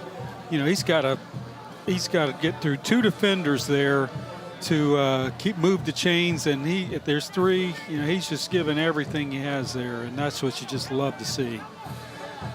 So that'll bring up a 4th down and 3. Go ahead and give Caruso a little bit more practice here. Interesting note, Bond Bean Jr., number 7, Ramsey Cole, still out there in return. It's always fun when they get a touch. Hopefully they do. We'll have a delay game penalty, but the white hat is signaling to reset here. I don't think they'll end up giving it to him. That's kind of been a couple consecutive plays now on getting the special teams on the field, and they come out and there's a delay game penalty. Something to clean up going into the district opponent next week. Is it district? I don't think it is. No. I think the district doesn't start. It could be. You have certain weeks in the schedule you have to get your district games, and I believe they have 4 other teams in their district. Yeah, Land O'Lakes, Mitchell, Springstead, and Sun Lake is their district. There's 5, where our Palmetto, Manatee, and Lakewood make up this 3. So it's crazy. A little easier. So Caruso, ball in the air, high kick, and it's going to be fielded or not fielded by Bond Bean Jr. There's going to be a block in the back. Block in the back on. Very obvious. Manatee in coverage there, and so Manatee after the blocking back. That'll be a 5-yard penalty. We'll back them down to the 44-yard line. Clock is running. 8:55 to go here in the 4th quarter.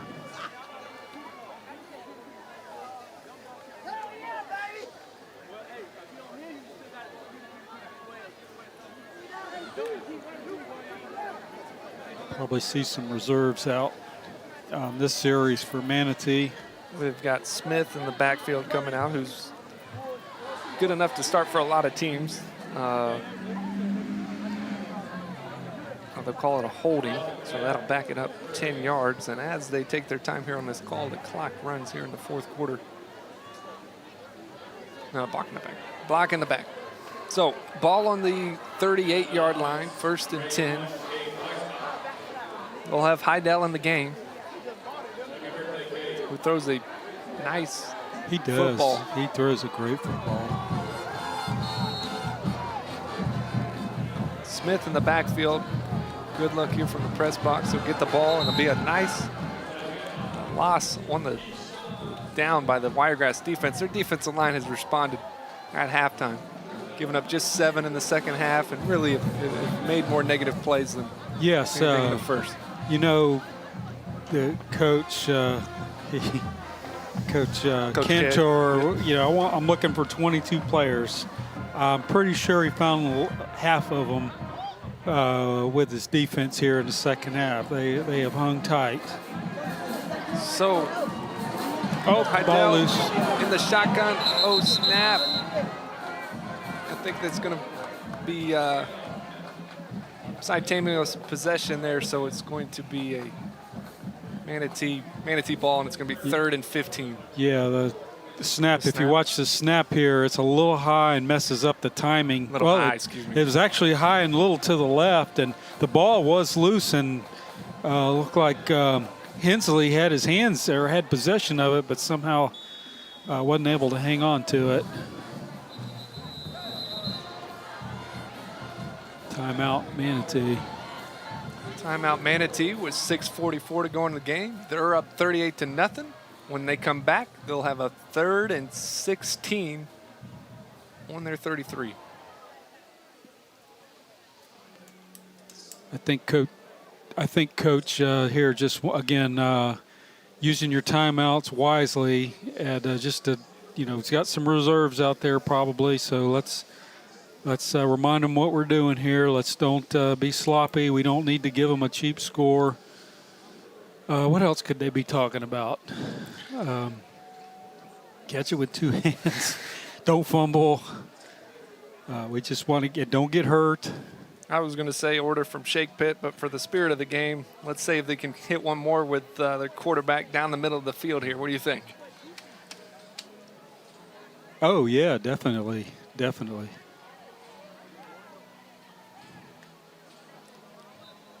Manatee's offensive line has played great tonight. So they'll go, yes, they have. They'll go under center, shift a couple of tight ends over.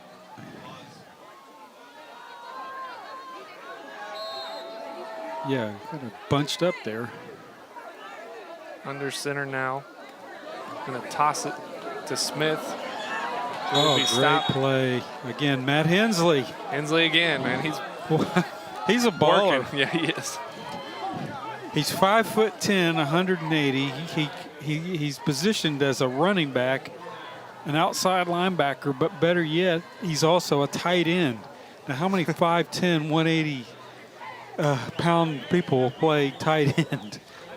He's a player. You could single out a couple guys, and obviously Kenneth Walker certainly, and some guys that have played hard football tonight. Coach is looking for guys that play hard. You've got one there in Kenneth Walker. Definitely. Matt Hensley. Thank you. Ball's going to be... Oh, an actual decent bounce. An actual decent bounce for the punter. The ball's going to be down at the 26-yard line. It'll be 1st and 10 with 5:35 to go on the clock. See what they do here offensively. They're going to bring their Barrios out. See if they take another shot.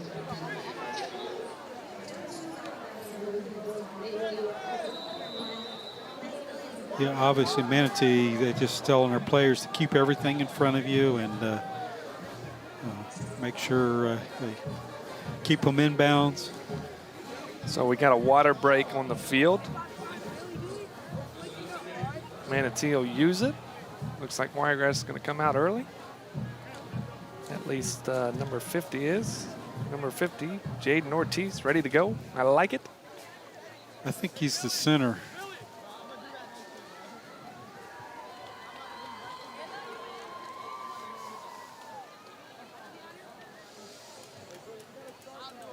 Manatee band, nice shot there. They've had plenty to play about tonight. Great halftime show.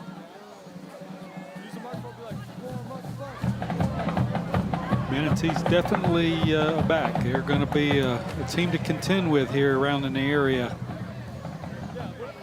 Definitely got to be encouraged if you're Coach Green.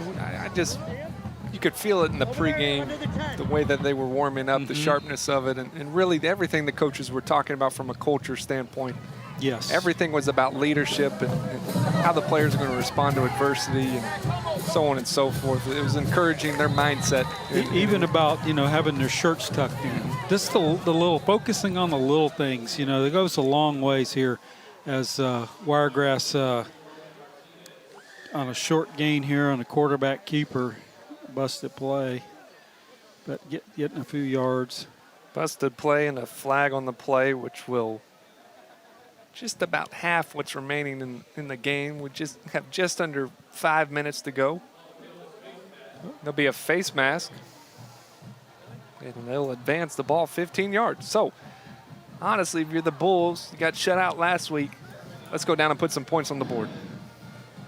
Yeah, that would be a positive to come down here on the hour drive and at least get some points out of it, and you can count it as a plus here. So Barrios out of the shotgun. 2 wide receivers on the left, 1 on the right. You'll have Brown in the backfield with him.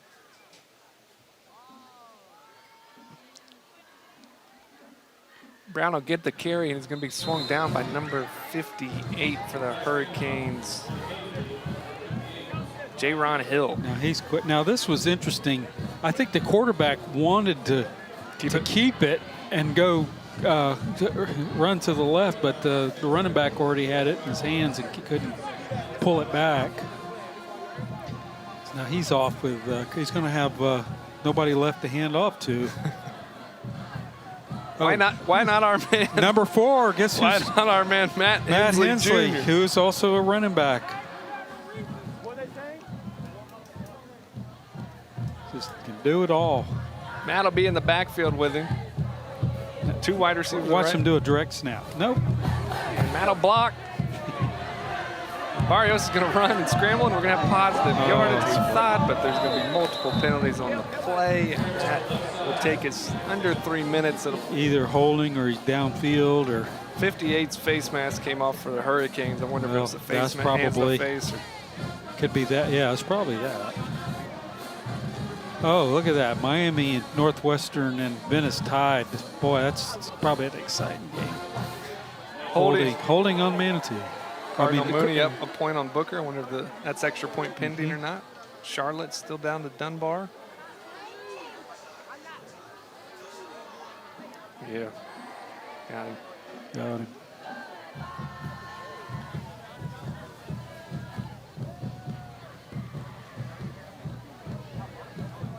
Was that IMG score final? I believe it was. Wow. Yeah, that's going to shock the national world. Miami Central's pretty decent program down there. We've done a couple games with Tiger Vision down there. They're the real deal. That's a big stadium down there too. They play. They play. There's 5 or 6 schools. The Northwesterns and the Centrals and the Senior. They all play at the Traz, which is on a junior college. Is that a turf field? Or? It's a turf field. Actually, when they had the Super Bowl down there, the NFL, as part of giving back to the community, donated like $2 million to that stadium and really made it look nice. So Barrios drops back to pass. He's going to be sacked by multiple Manatee defenders, including number 40, Najee Sexel, and number 52, Richmond Damius. He's been in the backfield a couple times. Man, their defensive line, they rotate some guys in as well. They've got some talent. And even this second or third group were just guys rotating in, not calling that. They're lengthy out there still. The fact that Coach Phillips was talking about the defensive line, and if you've got some depth where you can rotate these guys in, you know, you're going to have some success where there's very little drop off. That's going to make Manatee scary. So Wiregrass in the shotgun. Barrios is going to take the ball. They're going to give it to our man Kenneth, and he's going to get a positive gain of 1. First touch for him as a running back, correct? I believe so. So 40 seconds. Let's see if they start it. They will. 40 seconds on the play clock. 45 seconds to go in the game. 38-0 Manatee. We do not have a stoppage of play, but Manatee will not have anybody return the punt here, which I agree with.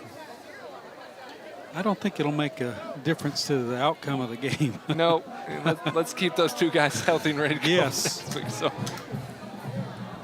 You don't want to have an injury. So they will be required. Well, not technically. They'll just take the penalty. Take the penalty. To punt, Caruso will not put one in the air, and that'll be it here at Manatee with the final score. Manatee 38 and Wiregrass 0. Ken, any final thoughts? Well, let's go back to what we talked about were the keys of the game. Wiregrass Ranch was they needed to get their wide receiver Bryson Rogers in the game. Obviously, he didn't because he didn't play. He was injured. They had other players out. They needed to get their offense going, and it just didn't happen. Manatee, the goals there was to feed their running backs. Which they did. They checked all everything that you had there for the keys. Manatee made happen, and a good second half where they were able to get to the running clock. I know Coach was probably looking for that to finish. What they didn't do last week, they made, even though they won the game, but they're 2-0. they're in a good spot. They seem healthy, and Manatee's definitely back. And one of the keys was playing that complete game. I certainly think they did so. So you got to be encouraged on all levels. This is a completely different football team. And like we said, culture for the Manatee Hurricanes. They seemed like they were clicking on all cylinders. They had explosive plays, played well. Obviously, both teams, there's things to sharpen up. A lot of yellow flags on the field today, a lot of penalties on both sides. But week one, like you said, technically 2-0, 1-0 in regular season, whatever you want to call it. They're heading into week 2 with an opportunity to put as many wins on the board as they had all last season. So a great night for the Manatee Hurricanes. Yeah, absolutely. Great opportunity to come here and do the game tonight. Abel, get to do a game with you. Enjoyed it, and I'm not sure where we'll be next week, but we'll be there ready to go on the Varsity Sports Network. It's always exciting to generally watch you guys on YouTube and TV and everything that is on the Varsity Sports Network presented by Manatee County School District platform here, and it's great to be a part of it tonight. Again, I am a sub for my father, Brian, and hopefully he'll be back in the booth next week. If not, you'll get the two talents of Abel Varnador and Ken Burton Jr. So we're going to wrap it up with our new sponsor. Now that's a wrap. Pardon me reading this, but located in Sarasota. Our final score, the Manatee Hurricanes 38 and the Wiregrass Bulls 0. We thank you for watching Varsity Sports Network Suncoast. All your favorite sports, all year long, all in one place. I'm Abel Varnador, along with my partner Ken Burton Jr. We were joined on the sidelines by David Reyes. Thank you guys for a great night here at Manatee, and we are off.